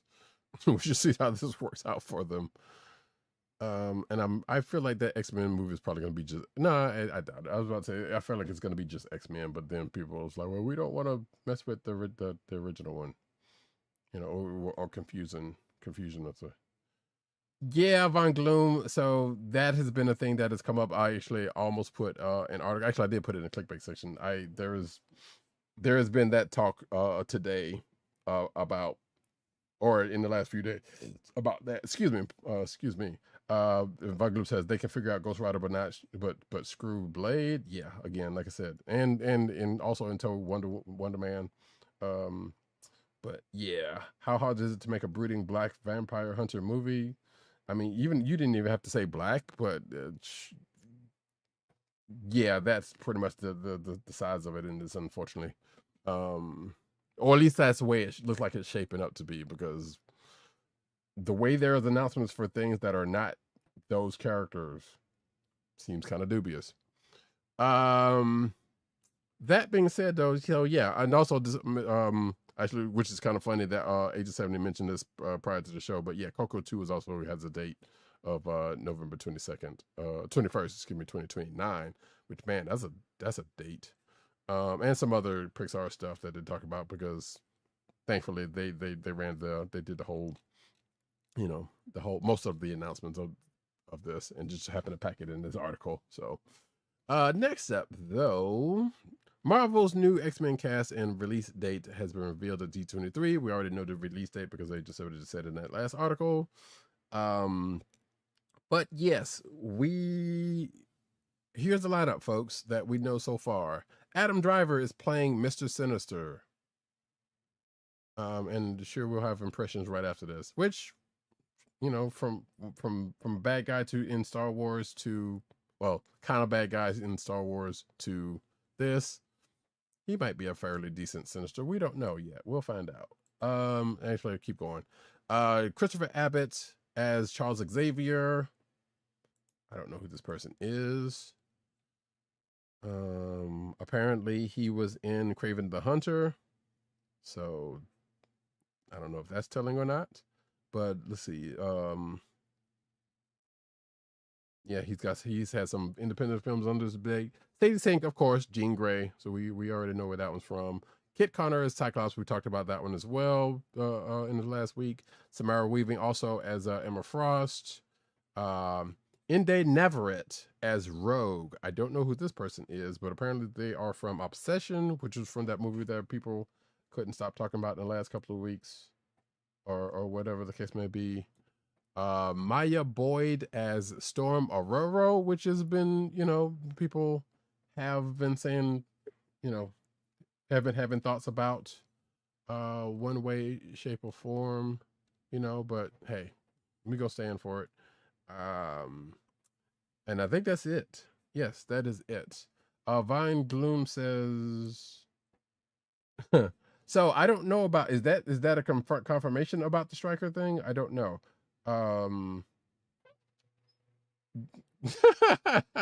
Okay, Von Gloom has a couple of things here. We'll run off real quick. The mouse is MDGA, which make Disney great again. That's funny. Wonder if the fans are right about Hunter Schafer as Mystique. Don't know. We haven't heard any confirmation of that yet. Robert Pattinson for Stryker. Yeah, don't know. We hadn't heard anything about that. As long as Jared Leto not in it, it can strive. I agree with you wholeheartedly. And Von Gloom says Rogue is the main character from Obsession. So, okay, there's that. And Maya Boyd looks like a young Angela Bassett. Kind of. I can see it. I said, I don't know what she's been in, but, she can't do any worse than Hallie or the other chick. Hopefully. We shall see. But yeah, they definitely skewed younger for this because they wanted all of them to, they wanted to have, they wanted them definitely to be able to do a couple of movies specifically. Even though they did not say that, but Feige probably did say that. Who knows? Either way, there is so far your cast that we know of in that X-Men movie. Again, like I said, that choice for Mr. Sinister is an interesting choice. Because he can do creepy. So if they're going that route with Sinister, he's probably got it. if they let him, you know, capital A act. Yeah, I mean, Hallie did. They were. It was here and there anyway for that. So I can't blame all of that on her. But anyway, next up. X-Men director Jake Schreier teased some comic influences that might be part of his take on the X-Men. After the cast reveal, Jake Schreier told Good Morning America about his want to do things not done before with these characters. Quote, one of the great things about the comics is their rich and broad history. One of the first things Kevin Feige and he talked about was they've made great movies in this world before. Let's find the things that haven't recently been done in all these other corners of the universe. Schreier mentions, along with going back to the comics written by Chris Claremont, he brought up Jonathan Hickman. So, it's interesting to see because obviously we've gotten in the cast Emma Frost, Storm, and Mr. Sinister who've become different versions of the characters that we've known for a long time in relatively recent history. So we'll see where that goes. And 9 times out of 10, I will bet some money that they didn't want to say it, but they're probably using some Whedon stuff from his run. Well, that's definitely going to be part of the Emma Frost stuff. Right, that's what I'm saying. So yeah, that's definitely going to be part of the Emma Frost stuff. But we shall see. Von says she screwed around trying to play sound Kenyan. Yeah, again, like I said, I can't levy all of that on Hadley, but some of it is definitely on her. But yeah, Schreier's got some shoes to not necessarily shoes to fill, but he can't really go any worse than, or could go any worse than that original X-Men movie. But hope if you got the resources to do it, you should be able to do a good one. We'll see. That new Avengers Doomsday footage is officially here. So Marvel Studios shared another peek at the movie, and you can check it out for yourself on this article, or if you haven't already seen it. Also worth noting, as Agent 70 not necessarily reminded me because I knew it, but tickets are on sale for Avengers Doomsday, and not just that fake IMAX situation that they were doing, like legit for real. So we'll talk about it more when it comes closer to time, but movie protocol is going to be in effect for that. Just go ahead and say that right then and there. As I pull something in that I should have pulled earlier, but that'll be for next week. Yeah, definitely got my tickets. Yeah, I'm gonna get mine at some point, because I'm trying to figure out whether the wife is going with me or not. And it looks at this point, there's going to be plenty of screenings too. That's the thing. I don't think we're at like the final number of screenings right now. So. Oh yeah, I know, but I want to get mine in before in quick, because those tickets are going, especially for opening weekend is going to go. So we shall see. And I think the timing is right where it'll work out for me one way or the other. We'll see. I'm going one way or the other. I'm coming out with something. Next up, though. So Marvel's pre-Avengers Doomsday MCU watch list may reveal some secrets. Marvel released a new list of MCU movies you should watch before Avengers Doomsday is released this December. It's done this before for various movies, but this list is especially significant because it may confirm some theories about what or who may show up in Doomsday. Characters that have not been announced. Some movies have 0 announced characters in Doomsday at all, which is highly suspicious. The list includes X-Men 2000, wow, X2 from 2003, Captain America the First Avenger, The Avengers 2012, Avengers Infinity War and Endgame, Loki Seasons 1 and 2, Shang-Chi and the Legend of the Ten Rings, Spidey No Way Home, Black Panther Wakanda Forever, Doctor Strange and the Multiverse of Madness, Deadpool Wolverine 2024, Cap Brave New World, Thunderbolts Asterisk, the FF First Steps. Oh, interesting. I mean, that last one's a given, but yeah, some of these are interesting picks. I know I've seen another article where somebody was like, why not Days of Future Past. In fact, this article also mentions it. Also mentions Civil War, which I can see why Civil War is probably not in here. Though it's kind of probably unnecessary at this point. For I guess going into this, but who knows? Days of Future Past, don't know. Also, some of the Thor movies are probably unnecessary as well. You know, going into this, despite the Loki thing. I guess if you're going to put because that movie's in here. Because I was about to say Infinity War is when that whole Loki thing broke off.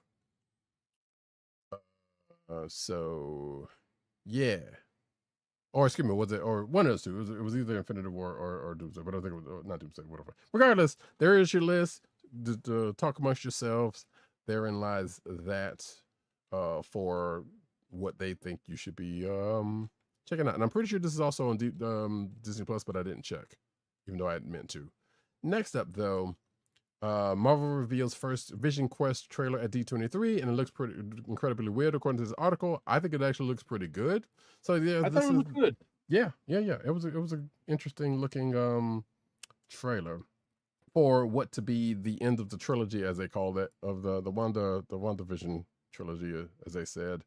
So yeah, if you haven't seen the trailer for this, I'm not going to go too far into it, but yeah, it's Vision trying to find himself, Blank Vision specifically, but some, not, I guess, surprisingly, unsurprisingly, a character from his past is coming back to, along with some other folks that we haven't seen in a minute, in human form. Also, shout out to the hot Romulan lady from Star Trek season 3, Star Trek Picard, excuse me, rather, who's going to be in this as Friday. So pretty good. Also, another Star Trek Picard person I think is supposed to be in this. If what I saw is a thing. So Metalis is definitely using folks he's worked with before, which is funny. Not funny because it happens all the time. And of course, James Spader's in it, so this is already known. So yeah, if you haven't had a chance to check it out. If you have, check it out. Hey, let us know what you think about it. But yeah, I enjoyed it. Looking forward to it, actually. I don't think we have an episode count in here because I don't think that's been said. But I do believe we do have. Yeah, October 14th is when that's going to pop up on Disney Plus. There you go. Next up. All right. Incredibles 3 drops first look concept art ahead of summer 2028 release date. So Incredibles 3 sees the return of Pixar's famous superpower family made of Mr. Incredible, Elastigirl, Violet, Dash, and Jack-Jack. Writer Brad Bird confirmed that there will not be a time jump in the third movie, keeping the Parr kids, Violet, Dash, and Jack-Jack at their original or close to their original ages. So the first concept art for the film was revealed during D23, and it had some plot details. In the third Incredibles movie, Violet, Dash, and Jack-Jack will move into the leading roles and will be sneaking out of the house at night to protect the city and hiding it from their parents. I don't remember what happened at the end of Incredibles 2 because they're talking about going, like regaining public sympathy for superheroes. I don't remember that. I'm gonna have to rewatch that. I mean, it may not be a thing that was the case, but I also don't remember because just like one going into 2, it basically was like, okay, we're here, we're leaving right here from 1, and then go directly into 2, and then just goes into the story. So I'm thinking it's probably going to do a similar thing here, and we may not have seen that yet, but I'm not sure. Yeah, like you, I would have to rewatch 2 again. But June 16th, 2028, you got plenty of time to watch all 3 if you wanted to. So, and hopefully Frozone will find his super suit. Next up, Spider-Man Beyond the Spider-Verse trailer leaks online in the latest breach for Marvel. Stops leaking stuff, folks. It does you no good. But yeah, apparently it was circulating on social media. I don't know if I was about to say, isn't it a breach for Sony? And that's what the article goes on to say. Right, exactly. So Yeah, I mean, if you the article writers, but anyway, but yes, you are right. Stupid it is AI. Oh, geez, I hope that's not the case, but yeah, and this article so generously said that they're not going to link the footage there, but there's word from people who've seen it. I did not know it until I saw articles like this popping around. I assume at this point they may have, because this article is it's a few days old actually, but they put the clamp on it by now either way. So, but it's the internet. That stuff's probably still out there. But I just assume wait, just in case. Just saying. Next up.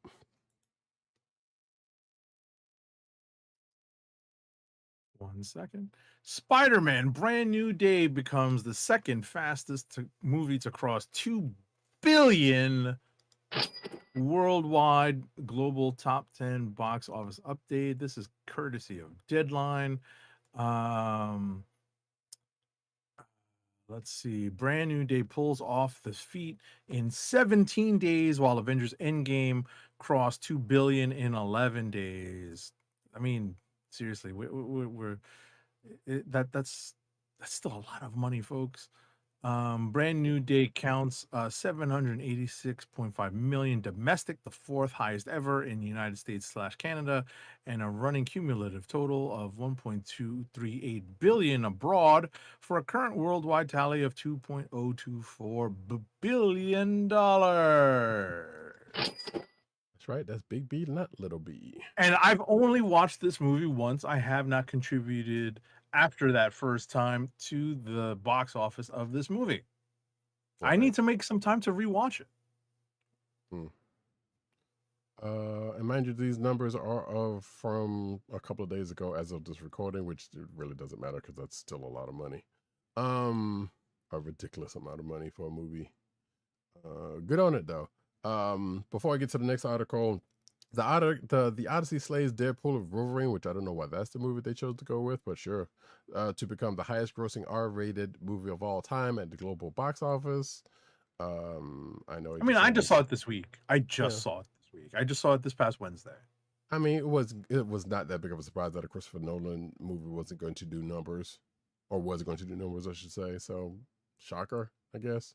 But yeah, I just saw that on the thing and decided to drop that in there real quick. As I go on to Disney, officially revives 32-year-old cult favorite fantasy with new series. And do you know which one that is, folks? Gargoyles.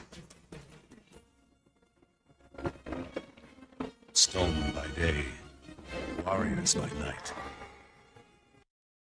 That's right, folks. Gargoyles is returning to animated form as it has in comic book form in the past week or two, actually. So, no word on casting, and I know I've seen people out there. So apparently, according to this, Jonathan Frakes, who played Xanatos on Gargoyles, whom we also know as Riker from Star Wars: The Next Generation, was recently dropped the news on his shared podcast with fellow Star Trek TNGer Brett Spiner. Quote, "They're doing Gargoyles again," Frakes said during an episode. "I was told this morning it's another animated series. And apparently that's been confirmed. Don't know when the official date is happening. Don't know anything about the voice casting, but they should get whoever's alive and still able to do the voice work to do the voice work. Most of which were, not most of which, a lot of which were Star Trek vets. TNG, yeah. Yeah, TNG vets specifically. Because Michael Dorn was in there, Marina Sirtis was in there, again, Frakes was in there. Spiner probably went in there for a couple of episodes, who knows. But also, as people have been saying over the course of the last couple of days, not TNG, but Keith David need to be back up in there as Goliath. Oh, of course. So, and while I have only watched the show like once, I agree with that assessment. Of course. Listen, I was a huge fan of Gargoyles when it Many were apparently, yeah. So,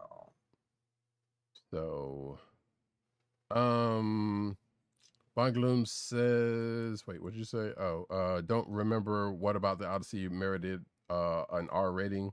I don't know. There's probably some light nudity in there. It was olden times. Who knows? I couldn't tell you. No, it's probably violence. Nah, It I was mean, probably violence. violence could be shaved though to a PG-13, but you've seen it, so I don't know.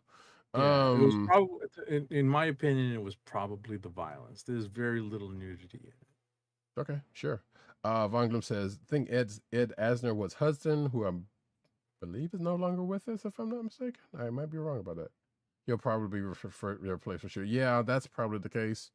That being that. But I mean, hell, you got your Ross Marquands and whoever else. I'm pretty sure they'll find they'll either wholesale do it or find a sound alike. The ABC cash grab, the Goliath Chronicles, was hot garbage. I'll take your word for it because I'd never heard of that. Next up, though. This is me. ABC sues the FCC over threats to broadcast licenses in the First Amendment case. The FCC called the Disney-owned network's 8 broadcast licenses in for an early renewal earlier this year and has challenged the view because, they're corrupt. Not like the rapper. ABC is suing the FCC over the agency's efforts to challenge its broadcast licenses and the content of the View, saying that it is a free speech violation by the Trump administration. The Disney-owned network filed suit against the FCC Tuesday in D.C. District Court, asking the court to stop the early broadcast license renewal proceedings and asking for a temporary restraining order and preliminary injunction. The timing of the suit comes as ABC noted that the comment period on renewal applications has closed, and the FCC could at any moment issue an order that would kick off a formal hearing on the licenses for all 8 ABC stations. The person who's behind that was named as Agent 70 was talking about it, and yes, corrupt, absolutely corrupt. Not the rapper, as you say. Exactly. Like I said, it's not the rapper. Some sad news I wish I didn't have to say, but Hayden Panettiere, whom folks know from Heroes and also possibly Nashville, has died at 36. There was a lot of outpouring over the social medias in the last couple of days when that happened. More than probably should be necessary, but that's just me. Well, I mean, I don't know about see that. I mean, that's it. What I think you're underestimating is the history that this particular actress had with a lot of people. I'm not. But just don't underestimate how far back this character goes on so many levels, right? Like, I'm aware. almost certainly. Give me a second. Like 4-quadrant level, because we're talking about movies, soap operas, like TV genre dramas, which is kind of how she enters into our chat. And then we have like adult soapy type drama with Nashville. I never watched Nashville. I go back with Hayden Panettiere to Remember the Titans, right? That's how I best remember her. I'm not familiar with her soap opera work, but I'm obviously familiar with her Heroes work. So that's basically 2 out of the 4 quadrants that I just kind of broadly described. So I think that once you take that into account, that, like I saw it and I was like, you know what? I kind of understand it better now, having kind of realized how broad her career was in such a short time. So I get why there was so much social stuff. I understand that. I still stand behind what I said. And I actually heard she was actually pretty good, really good in Nashville though. And we know about her from Heroes and whatever else. And I think probably one of those other things that you mentioned, sure, I still stand behind what I said. But it is still a sad passage. I'm not saying Roddykat. I don't want to come at me. I'm not saying it's not sad. No, like I'm not saying it's not sad, and especially with as troubled as parts of her life was, for her to have such a career that she had with all of that, on her is right. I didn't even watch good. What was it? She was in one of the sequels to Bring It On. She was, what I mean? I didn't even watch that. Yeah. Yeah. So, I know that there was a lot of stuff that she was in that I didn't see. So, yeah, like I said, I stand behind it. Next up, though, Lanterns co-creator reveals Guy Gardner has this is probably kind of spoiler, but spoiler alert. That we have yet to see, I should say. So it's not a spoiler for anything that has been seen yet. But Lanterns co-creator reveals Guy Gardner has Hal's ring, which actually, thinking about it, probably not surprised.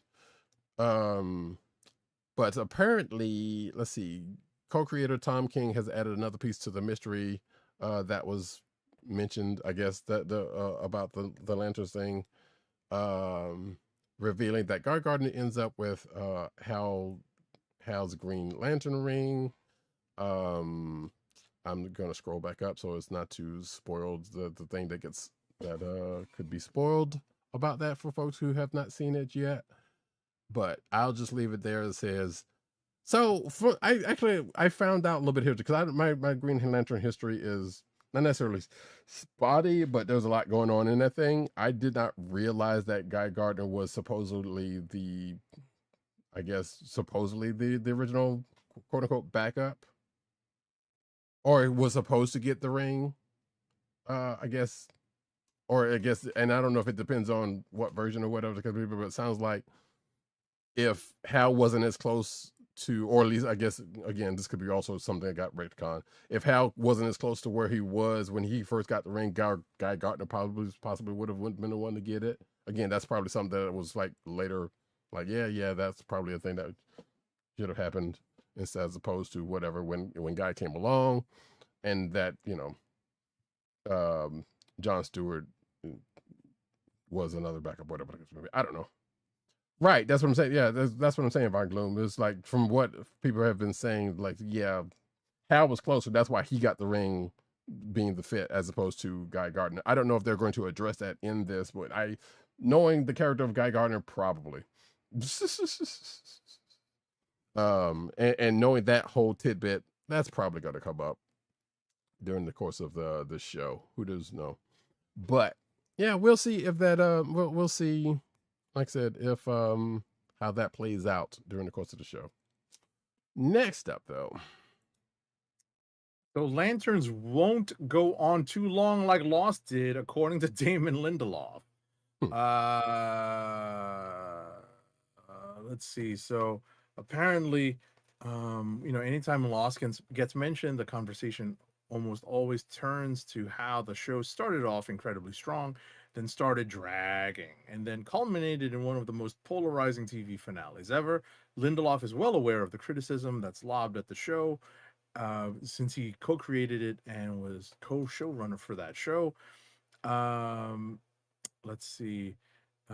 He in a press conference timed to the Lanterns premiere and reported on, Lindeloff explained how this new show will avoid the issues that made audiences turn on Lost. So let's see. He's obviously comparing it to Lost, where that a lot of it was the ABC network's reluctance to let go of a big hit, and when it came down to mapping out Lanterns, Lindeloff said that he and co-creator and showrunner Chris Mundy were on the same page to tell a complete story, to do a mystery, and then more importantly, to have a relationship story between these two guys that feels resolved at the end of the story that they're telling. Okay. Yeah. Whether or not that's one season or two remains to be seen. Right. Or 5. Like, no, it's not going to be 6. It's just going to be 5. I doubt if they're going to do that, though. I can't imagine that being the case. But hey, we'll see. We'll see. Next up, though, David Krumholtz clarifies status of acting career after shocking announcement. So yeah, this guy is the guy who played he was in the Superman movie, and I think he played Zor-El. I think he played like Zor-El. I think he played Kara's dad or something. Or a Supergirl movie. I don't remember. Yeah, he was in the Supergirl movie, and I think he played Kara's dad, I think. So he came out and said, or there was another article saying that he came out saying he quit acting after this because X, Y, and Z reasons. But now he has taken to Instagram to clarify that those comments by saying, quote, firstly, I am very well. I'm very loved. Secondly, I never used the word retiring or quitting. Instead, I said that I decided to put my career on hold. He explained in a post shared on recently, close after the initial post. I didn't expect anyone to understand, but the outpouring of support for my decision has been deeply heartwarming. I'm wildly grateful, as more than any of my biggest dreams have come true as a result of being an actor. It goes on from there. We don't necessarily have to, but yeah, I had the original article, or I had, excuse me, an article with the original quote unquote quotes in it, but I opted to just go with this one because what, sure. But and he goes on from there. Like I said, you could read the rest of this on his thoughts on that new post of his. So there is that. Next up. I thought this was, yes, it is. Yeah, this is the character who was on ER who killed Lucy and stabbed Carter. So anyone who goes Really? back, yeah, Huh. really has a distaste for whenever they see this particular actor on the screen. I do. Wow, that was a pull. I did not realize that. Yeah, because I recognized the name. I'm like, yeah, whenever I see this guy on the screen, I have a particular flashback to that, to that story, and I'm like, oh, screw that guy. Let's see. How can I wash the taste of that out of my mouth? Let's see. Movie theater owners reverse course on Paramount Warner Brothers. Now they favor settlement talks. The CEO and board chair of the trade organization Cinema United suggested that the merger dispute could halt box office momentum and inject disastrous uncertainty into the marketplace. So, this is a change of heart. The movie theater trade organization had previously cheered on 12 state attorneys general, including Cali, as they filed suit to block the merger of the two historic studios, but in a letter postmarked, I guess this past Tuesday. Yeah, this past Tuesday. The organization changed course and called for both Paramount Skydance CEO David Ellison and Bonta, that is, I guess, the Warner Brothers Discovery folks, to meet in the immediate future, and discuss all possible avenues for resolving the lawsuit. I believe Bonta is one of California's attorney generals, according to the article. Yeah. Either way, this whole thing is still weird. Just like I said last week, it's like, all of a sudden you're reversing course on against what you thought originally. Something not right here, but it is what it is. Maybe it can see conspiracy. Probably not. Don't know. Squishmallows movie in the works for at Amazon MGM. Yes, those things are now getting a movie, which probably is an inevitable thing because everything gets every other franchise. Oh, excuse me, product get a movie, or it used to, and now it's back again. But Variety can report that Amazon MGM is developing a tentpole family film around the brand, licensing rights, and co-producing with creators Jazzwares. The studio is partnering with Uber producers Bo Flynn of Moana, and Hello Kitty fame, with Shelby Thomas overseeing the Flynn Pictures co-banner. Okay. And it goes into the history of Squishmallows and all of that. And sure. Next up, Netflix's live-action Yu Yu Hakusho is reportedly getting a second season. Netflix revives this anime live-action adaptation after years. So despite years of radio silence, it seems that Netflix's live-action Yu Yu Hakusho remake is coming back for a second season. According to a report by Tokyo Sports, the new season is set to begin filming this fall and will adapt up through the Demon World Unification Tournament arc. The show's first season was released on December 14th, 2023, and met a somewhat mixed response. While it was praised for elaborate fight sequences, that did a surprisingly good job of channeling its battle shonen source material. The show attempted to cram more than half of the source material, 66 episodes of the anime and 112 chapters of the manga, into only 5 episodes. Damn. So as a result, the Netflix show felt quite emotionally empty compared to its source material. Wow. I would say that's saying, but also not saying anything because live action adaptations of anime or stuff in general, just sometimes sometimes they are not up to snuff for reasons and ways. So the fact that it's getting a season 2 is kind of funny. Next up, though, as we continue with anime news. Kingdom Hearts anime series based on the video game set for Disney Plus and Disney Channel. So yeah, this is news coming out of D23. They're developed in partnership with video game creator Tetsuya Nomura and game developer Square Enix. Kingdom Hearts, for folks who may or may not know, which is a working title for the anime, reimagines the iconic adventures of a brand new story that will expand on the universe of Kingdom Hearts. Okay, so it might not be Sora and them. While celebrating the characters that have captured the hearts of millions of fans, almost slavishly, and sometimes around the world. That's me editorializing that last part, so don't mind me. Per Disney's description of the project. So for folks who don't know, Disney, Kingdom Hearts is basically, hey, what if we had Disney characters and Final Fantasy characters crossover in a video game? Hey, people have loved that series, and that is also a series that has a bunch of wild names and whatnot. Not wild names, but just weird wild names, I guess. So yeah, Birth by Sleep by 22 and a third by at 35 and 68 or something like that. Regardless, so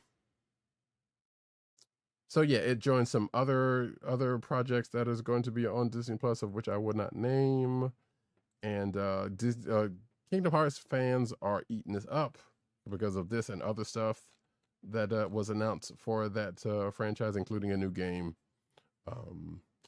et cetera, et cetera, et cetera. So good on them. Next up, we're going to dwell on this. Nah. Haikyuu versus the Little Giant anime film visual debuts along with a special episode trailer. Both are set to release in 2027.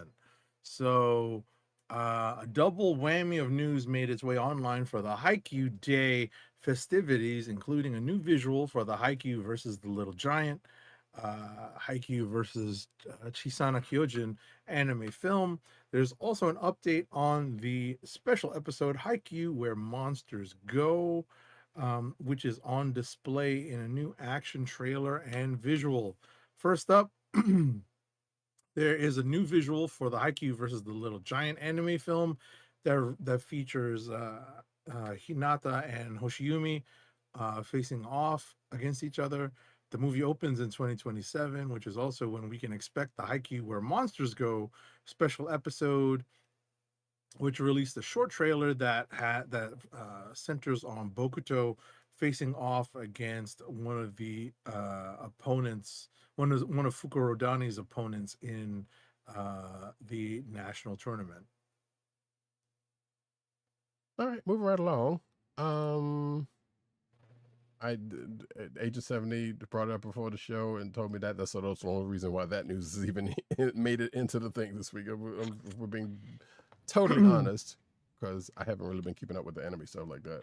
But speaking of manga stuff, the Avengers, according to this article, the Avengers of Resident Evil movies gets a new manga adaptation, and that is for Resident Evil Death Island, which again, the manga, which is going to arrive this September. Apparently, and if you know about our Resident Evil, you know about these character names that I'm going to mention. Chris Redfield, Leon S. Kennedy, Jill Valentine, Claire Redfield, and Rebecca Chambers all join forces to take down a mysterious bioterror. Come on, it's Umbrella. We all know it's Umbrella. A bioterror outbreak on Alcatraz Island. That's Avengers level, according to this article. That's not me saying this. Avengers level event for Capcom's survival horror franchise was told in the aforementioned Resident Evil Death Island, which was an animated film from Capcom, Cubico, and TMS Entertainment. It is the fourth film in the animated Resident Evil film franchise, and it will be retold in manga form, that's where we're getting to for this article. There is an exclusive look at some pages from the manga in this article if you are so interested in that.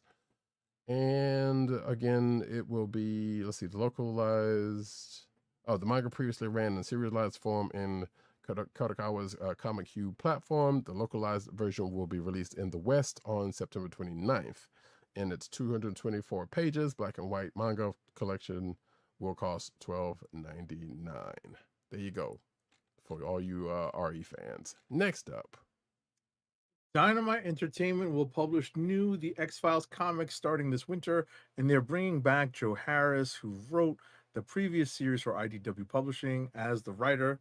Riley Brown will be the artist for the new series. The announcement comes the day before the premiere of The X-Files. I want to believe Vrock Frankenstein, his director's cut of the 2008 film that restores the deleted horror scenes. Apparently, Hulu has also greenlit a new X-Files pilot. The truth is out there, I guess. Sure. Next up, we have a Humble Bundle, if you are so inclined, for some one-shots and fast reads. So, let's see. Humble Bundle has teamed up with Image Comics on a massive bundle of critically acclaimed one-shots and fast reads, according to this article, or according to their write-up, to help you beat the heat and stay entertained this summer. Of course, with Humble Bundle, it's a pay what you want, but of course they give you a price that you may want to start with. Just gonna, it's also for charity. So, and charity is Book Industry Charitable Foundation, aka BINK. For those interested in that, you can, like I said, you can pay what you want, but if you pay at least $25, then you get all of this. This is a bunch of stuff, folks. Probably worth way more than $25 or slightly more. So you got actually half of the stuff I'm not entirely sure what it is because I've not seen a lot of stuff. But let's see. Hexagon Bridge, Home, I Kill Giants, that's one we've talked about. Silver Star from Jack Kirby, Murder Sergeant, Junkyard Joe, Click Click Boom, Men of Wrath. Like I said, there's a bunch of stuff in this bundle that you can check out. If you're probably one of those, I only read indies. Oh, We Stand on Guard. I think Agent 7, you read that one when it was out, didn't you? We Stand on Guard. That's the one. It's a Canada-based thing, I think, if I remember. Yeah. So I remember reading that. Yeah, I remember. Yeah, it's been a while since that came out. I know. Yeah, it's been a good while. But yeah, that amongst a whole bunch of other stuff can be yours for a donation that you see fit to Humble Bundle. Excuse me. Next up, I'm not sure if that. Sorry.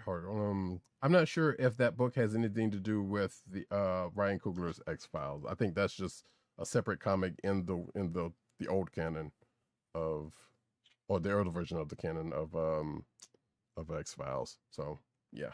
All right, go ahead. Absolute Flash number 18 unleashes chaos in Central City as Wally West faces absolute debuts. What? Faces absolute debuts. Yeah, Ralph and Sue Dibney return in Absolute Flash. Absolute Flash crosses over with Absolute Superman as Brainiac appears, expanding DC's Absolute Universe stakes. And there's a possible Absolute reveal that shocks the Absolute Flash. Okay. Whatever that. I have not read. Have you read any of that book? No. Yeah, neither have I. So no, I mean, listen, I'm reading 3 actually out of the EC out of the current Actually 4, if you think about it, because I'm reading Absolute Catwoman, Absolute Green Arrow, Mm, Absolute Wonder Woman, Absolute Batman. right, right. I think I'm only reading 2, so um, hopefully that'll change at some point because I do want to read that Wonder Woman for certain. So either way, that's that, folks. And that is for didn't the 18 come out this week actually? Yeah. Yeah. So there you go. That's for this week, folks, if you're interested. Next up, Louise Simonson tells us the real origin of Cable, as she recalls it. Or I guess that might be the name of this article. I don't know. But yeah, this is once again from, as we talked about with Claremont. This is from that same panel from Terrificon that we talked about last week. But yeah, apparently, yeah, she's it says here that she's saying that. Well, we know this part. He was the New Mutants' tough adult leader from the future. Simonson recalls pitching, quote, Commander X before Liefeld's design batch led Marvel to choose the character named Cable. She says Cable's big gun soldier look fit her military concept, while Liefeld pushed to keep the name Cable in place. Fabian Nicieza disputes Cable's later Cyclops baby twist, calling it an added complication driven by others at Marvel. So, because yeah, I do remember from saying like, yeah, that whole Cable being Summers was a thing that came way later, and you know, some liked, I guess, I don't know, or not. But yeah, therein lies that. And the next up, this is a preview of Avengers #1, the new blind bag variant, covers and interior pages. So yeah, this is coming out early November, and we're teasing what's going to happen at the end of Armageddon. So I'm not necessarily going to read all of this. So if you haven't really looked at any of the solicitations, you may not want to read the solicitations for this new Avengers series, but know that what's old is new again. What's happened before is happening again. This is not quite disassembled, but it's very similar. yeah, but more to the point, this is to this article at least, another set of blind bags that is happening. Right. Next up though, more Midnight Universe titles. We got a preview or variant covers specifically, I guess. So we got variant covers for the Midnight stuff from folks. Let's see. There's a Midnight Spider-Man #1 cover by Ryan Stegman. There's the Midnight FF, a couple by, one by Rod Race and the other by E.M. Gist. And there's Midnight X-Men #1 cover by Alessandro Capuccio, and covers by Ji-Young Lee for Fantastic Four and Midnight X-Men, all of which you can see, or at least, yes, all of these you can see the covers for in the article if you click through the gallery. So there you go, folks. Oh, actually, excuse me. Yeah, there's a bunch of covers. You can see the other covers and who's doing them in this article, but you only get a preview of a couple of them though. So there you go. Next up, so Paul Jenkins, one of the writers of the 2001 limited series Wolverine Origin, is returning to that creation to add some dark chapters to his origin story. Now, this is Wolverine Origin 3, The Dark Age, which finds Logan back from fighting in 2 world wars and living a more peaceful life with new friends and a new doctor who is helping him figure things out. It's nice, but it doesn't last. I do not remember Origin 2. I actually own it. Do I remember it? No. I do remember Origin 1, so I'm probably going to pick up Origin 3 and then completely forget about what happens. I was about to say, because I didn't know there was an Origin 2. I remember hearing about Origin 1, and I think that might be possibly basis of well, I had to look it up in my collection. I had to look it up on my app, and I'm like, oh, I do own Origin 2. I don't remember a dang thing about it. Well, there you go. I'm pretty sure there'll be some a page or two, a line or two of catch up in 3, I'm sure. But yeah, X-Men Origins Wolverine, the video game is what I was thinking about, and maybe possibly the movies. I don't know because I've not read any of that story. Next up, though, we get into some Toy Corner with some video game news, actually. Doomsday comes to Marvel's retro beat 'em up as Doctor Doom DLC arrives later this year for Marvel Cosmic Invasion. So yeah, developer Tribute Games and publisher .emu announced the Siege of Castle Doom for its retro beat 'em up. The paid DLC will find the infamous Doctor Doom central to an all new game mode, arriving alongside 2 new playable characters, according to a news source. Tribute Games and .emu are currently holding their cards close to the vest, as they did not specify who those new characters will be, or if Doom himself will be character. My money's on probably Reed Richards. And also possibly Doom, if we're going down that route, because it would kind of make some sense if he's going to be playable. That part we don't know, or maybe Reed and Sue. Who knows? Because we already got Ben in here. Just saying, we do have a FF representation in here, and if anybody that was going to be closer to this Doom thing, it would be Reed. So again, that's me speculation. Don't know. I actually played a little bit of this in the last couple of days, trying to finish up, but also find myself going back through old levels to level up characters instead of I haven't played it in a long time. I need to go back to it. Yeah, it's still fun, and I didn't even though Cyclops and the Thing had been added to the game, I did not play with those because like, let me actually finish the story first before I play with these new characters. Which realistically don't necessarily need to be because it's a beat 'em up. You can just throw them in anywhere. But yeah, trying to level them up to level 10, which is it's fun, but still takes a second. A little bit of grinding, folks. A little bit of grinding. Next up, though, Marvel's Wolverine will not show Logan's origins or how he got the adamantium skeleton. We're not doing an origin story. We're jumping pretty much straight in, but for a couple of flashback cinematic scenes.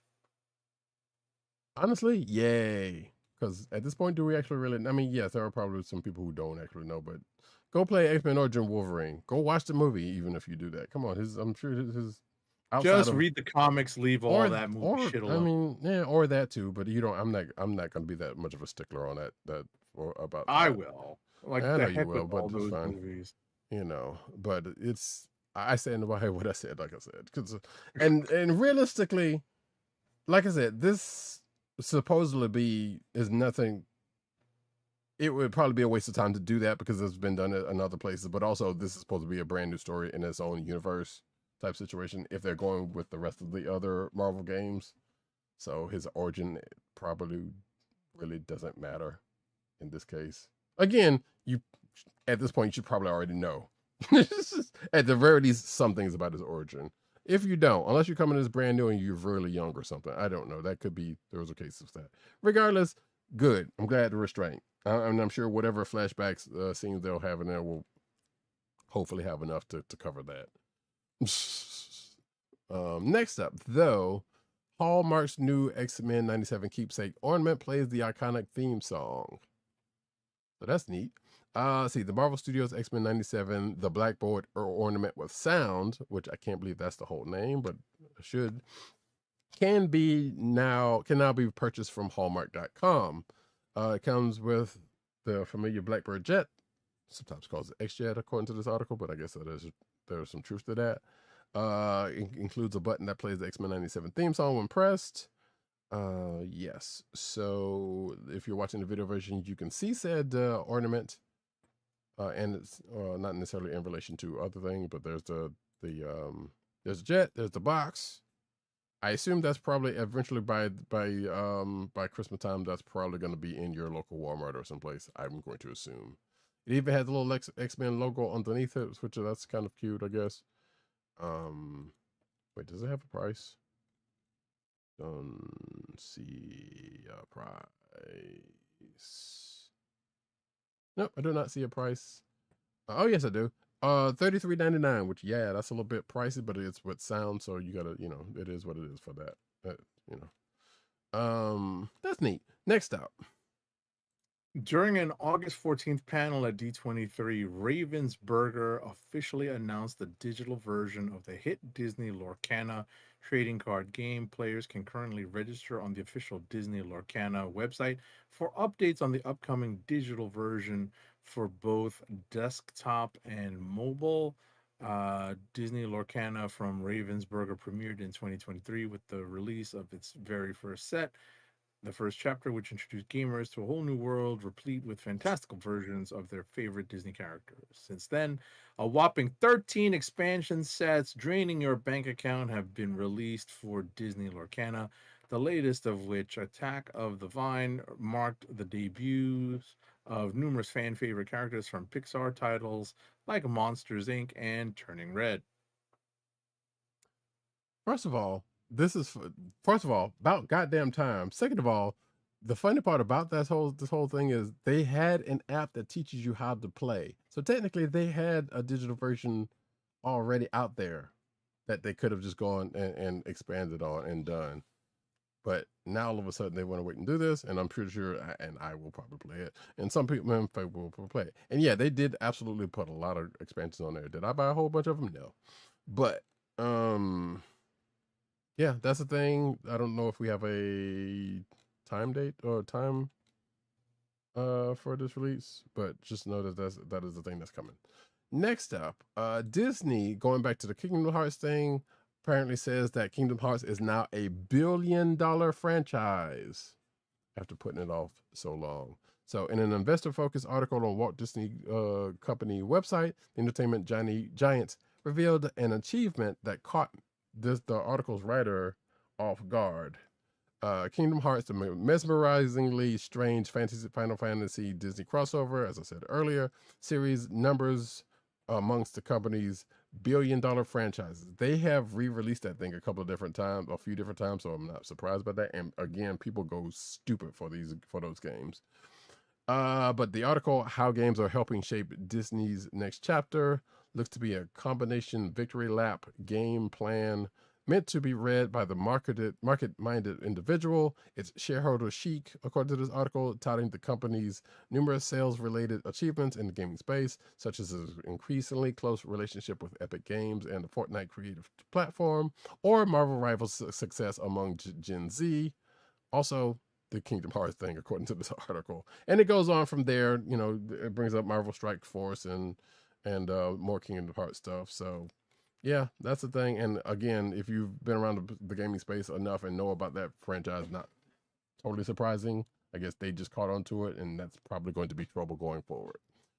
Because if you didn't think there was a flood of stuff then, it probably will be now. Next up, Hasbro will release Beyblade X NFL AFC versus NFC, a spinner battling game expansion into retail on October 1st, 2026. Beyblades and the NFL have teamed up for a new collaboration project. Beyblade battles have seen a resurgence in hobby shops as of recently. Who wrote this? Thanks to AI. Thanks to Hasbro's distribution of Takara Tomi's Beyblade X line in the US, which arrived in 2024, and popularity of the manga published by Viz Media. The new set of Beyblades consists of an NFC puck and an AFC puck that players can wind up and launch into the arena. This product will retail for $34.99. Damn! And will be exclusively distributed to the North America region. Jeez. one, who knew Beyblade was still popping like that?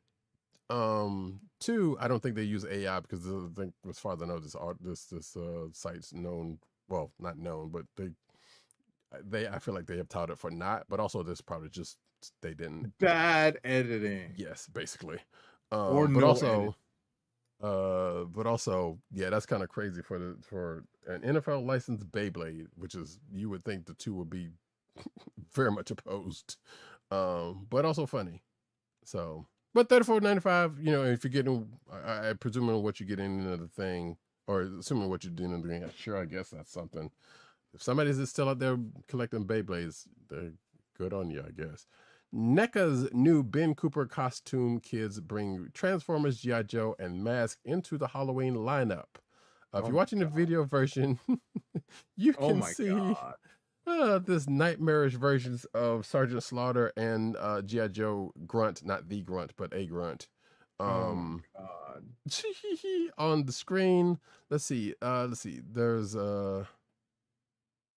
These are action there's figures of the of people dressed up in those costumes. Oh my god. Yes. That's just terrible. That's The 8-inch scale action figure line recreates kids dressed in those classic Ben Cooper costumes many of us wore back in the day, complete with the instantly recognizable, I don't know about that, character mask and outfit. Or at least, well, Sergeant Slaughter, sure, but yeah.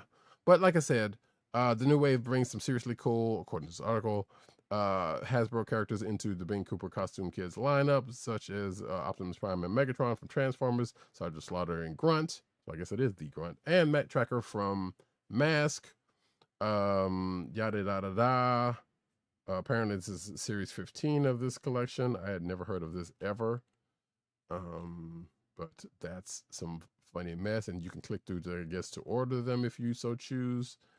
Yeah, that's some funny business right there. Honestly, at first, I thought this was real. I'm like, this is a real costume for kids, but it is not. These are figures. Next up, Hasbro unveiled Transformers Age of the Primes Dark Energon Cybertronic. That's actually the character's name after San Diego Comic-Con 2026. The deluxe class Transformers figure features translucent purple plastic and striking white lined Cybertronic deco. Dark Energon Cybertronic converts from robot to jet in 16 steps and includes a missile for both modes.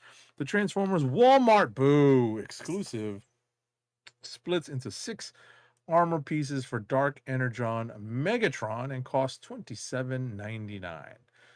Cybertronic is this character's name. That's pretty unoriginal. Yeah. Next up, Hasbro reveals new Transformers the movie studio series Alicon, aka the Shocktacon, one of the Shocktacons, basically. So there's, if you're watching the video version, you can see the figure in box right there. You can see the robot and transformed form, alligator form, I guess you could say, or Shocktacon form, however you choose to say it. Coming in at 5.5 inches tall. Let's see, it converts from robot to alligator in 14 steps. Yeah, this was another thing. We might have mentioned it during our after Comic-Con, because that's when this stuff was originally announced. But Hasbro has confirmed that the figure is slated for spring 2027, with pre-order details still to come. So there you go. Next up, you can buy the Batman Arkham Collection as provided via Steam for Windows. A free Steam account would be required. The bundle includes the following: Batman Arkham Asylum Game of the Year Edition, Batman Arkham City Game of the Year Edition, Batman Arkham Knight, and Batman Arkham Knight Season Pass. Arkham Knight and Arkham Knight Season Pass delivered as Batman Arkham Knight Premium Edition. So it's a humble bundle, so you get to pay what you want, but you should, pay something reasonable. yeah, all of those games at this point kind of go for near pennies when they go on sale nowadays. This being no exception, because 80% off, yeah, that's about right. You can get for like $4 a piece, basically. Well, for Arkham Knight, but like $6 for some of these other ones, and the original is for $3, like pennies. Also, I forgot to mention with the other humble bundle that we talked about, humble bundles like this are timed. So that last one was that we talked about with the image stuff. That was for 4 days as of this recording. This one is 13 days as of this recording. To check that stuff out, but you can go on humblebundle.com. Not a sponsor, but just saying they, it's for charity. I'm not sure what this one is for. Actually, this one might not be for charity, but sometimes they just throw games and books and stuff on sale in bundled form, just for own reasons. But I'm pretty sure maybe part of it is going to go to some charity somewhere, without it being stated here. But yeah, like I said, if you haven't gotten those games at this point, and I don't know which of you do not, hey, that's damn near a steal. And you get Steam codes for them, so they to plunk in to Steam. Next up, actually, no, I'll take it. Star Trek USS Enterprise NCC 1701, you know the one. Bridge set announced by Lego. So there's basically a Lego bridge set for the Enterprise, being the original series Enterprise specifically, replete with minifigs and all that jazz. It's 1,701 pieces. Clever. Okay. Yeah. The Star Trek bridge includes a transporter room, computer stations, turbo lift doors, and a Klingon view screen. 8 Star Trek minifigs, like I said, Kirk, Spock, Uhura, Sulu, McCoy, Chekhov, Chapel, and Scotty. And it is going to be basically $200 with pre-orders live ahead of September 2026, according to this article. So there you go, folks, for the Lego Maniac in your life. Last but not least, this is a funny one.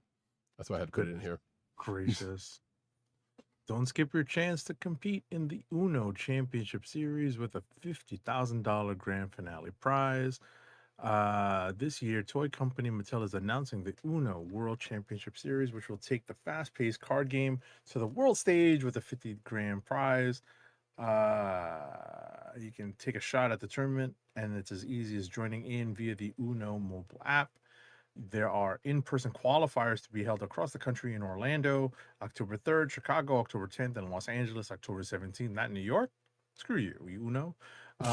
Successful contestants will then compete on the world stage in the Uno World Championships Grand Final, broadcast live from LA on November 11th and available to watch globally via Twitch.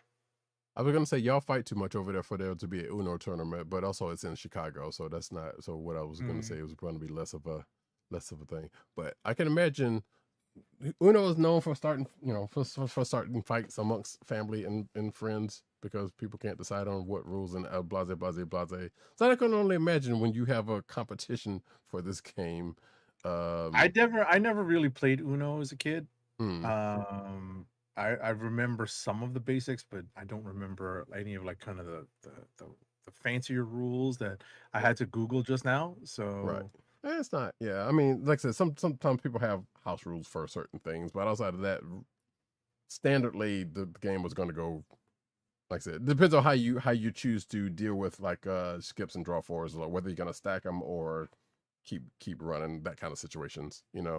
That somehow causes that causes fights, but also just playing a game because it's on the Monopoly level of starting issues. So. Like I said, the only reason why I put this in there because it was just funny. There's no comic book tie-in to this that we know of so far.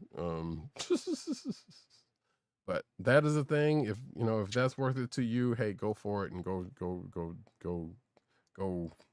with grace. Go with whoever.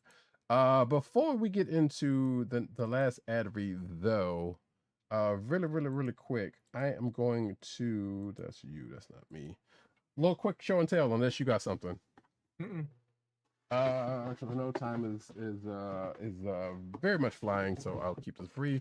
First of all, I said I would needed to order this book, and I totally forgot that I had actually ordered it months ago. So this is, if you're watching the video version, you can see this is the new book that just came out for Marvel Multiverse RPG. This is the Secret Wars expansion kit. It's expansion. So there is that. Smells like new book. Yeah. Rules for the expansion, etc. All of that is in there, and it just came out. Next up, which is a thing that I totally forgot I didn't forget, but I didn't think it was going to come this fast. Excuse all that not ASMR, but the Blaster Gem and the Holograms figure. Nice. There we go. Came in. So if you're watching the video version, you can see it. I haven't taken it out of the box yet because I don't have a place to put it either if I did. There's Blaster. There's the tapes at the top. Of course, the back has the the spec sheets The file cards, yeah. Yeah. I don't know if they still come with. Oh, I guess they don't have to because they don't. Because you remember how the Transformers used to come with? You used to have the little red slip of plastic that would you put over it to where you could see the actual specs, and they don't do that anymore because you can just plainly see it. That's a bummer. But yeah, I got it. And there you go, adding to my blaster collection, my Transformers and blaster collection at that. Because that's how we roll. And with that, we're going to get into the last ad read. Sure. I will just mention that I've been toying around with Marvel Tokon Fighting Souls, whatever. Oh, nice. The Spidey. I tried. I've just done the character studies, the character lessons. Oh, the episodes. Oh, you're talking about the training stuff. Yeah, the training stuff. Okay, All I gotcha. did was the character training stuff. The Spidey moves are crazy. Mm-hmm. Those Spidey moves are super fun. I'm like, wow.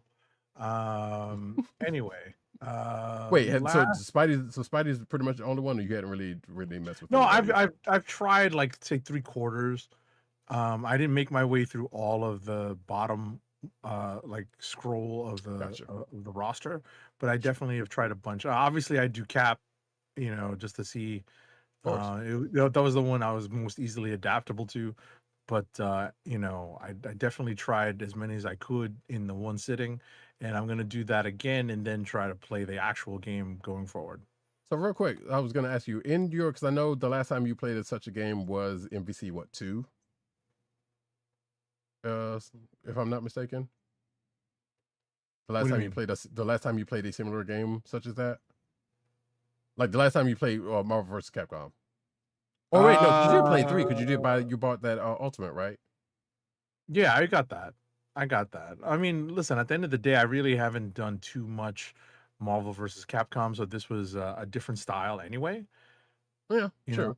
So, which is what I was going to ask, because I was going to ask you how do you remember this relating to that? Which no, this much just said it. This is fairly different. This Yeah. is fairly different because the combos come a little bit more naturally to a certain extent, because the button, the movements and the moves are spread out amongst all of the buttons, and the button combinations are subtly different.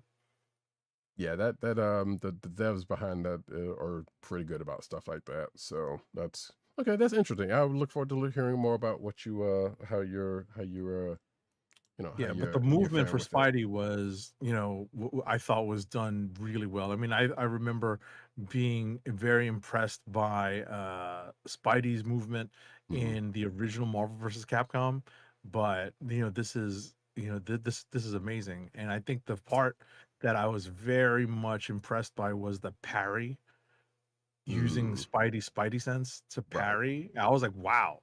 Like, for them to incorporate that and that kind of technique into using Spidey specifically really makes for like a great detail.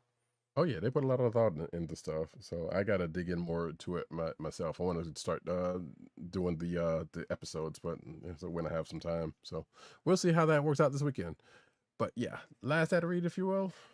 The last ad read for this episode: keep our podcast free by shopping at Amazon. Visit cspn.us, then click the Keep Our Podcast Free link at the top of the page. From there, scroll down and click on the Amazon link to shop. Purchase items from Amazon as you normally would, whether it's books, music, electronics, jewelry, apparel, or Marvel Legends. For every purchase made on Amazon through our link, Amazon sends the CSPN a payment that helps us keep the Comic Book Chronicles podcast free for our listeners at no extra cost to you. Amazon.com through cspn.us. Do it today. All right, folks, that's it. Sorry for the long one, but there was a lot of stuff from D23 and whatnot, and lanterns we had to talk, all that stuff. So with that, we'll be back next week with another episode of Lanterns. I don't think we have anything else pressing on that point on the show front outside of that. So with that, I have been Roddykat. You can find me at Roddykat on Twitter and Blue Sky. You can find me at News Nerds Need on Twitter and Blue Sky. You can find me at CPCaps on Instagram. Agent_70 on Twitter, Instagram, Blue Sky, and Threads. You can find the Comic Book Chronicles on cspn.us. Do it today. And that is the Coleslaw, the podcast network, just in case you were wondering. You can also find us on your podcast place of choice, whether it be Google Play, Apple iTunes, aka Apple Podcasts, Spotify, or the Coleslaw, the podcast network page. And also, Every Thursday night, you can find us recording Thursday nights, again, 9:30/10 o'clock, youtube.com/TheKliqNation, and twitch.tv/Comic Book Chronicles. Make sure to click like, subscribe, leave us all positive 5-star reviews, especially on Apple Podcasts. That definitely helps people find our show. Hit that notification button on the video streaming so that you know when we are on live and direct. Hit that subscribe button as well. Smash it. Yeah, we'll be back next week, folks. This has been the Comic Book Chronicles. Peace. Peace. One. My time is up. Peace out to Brooklyn. Good evening, Red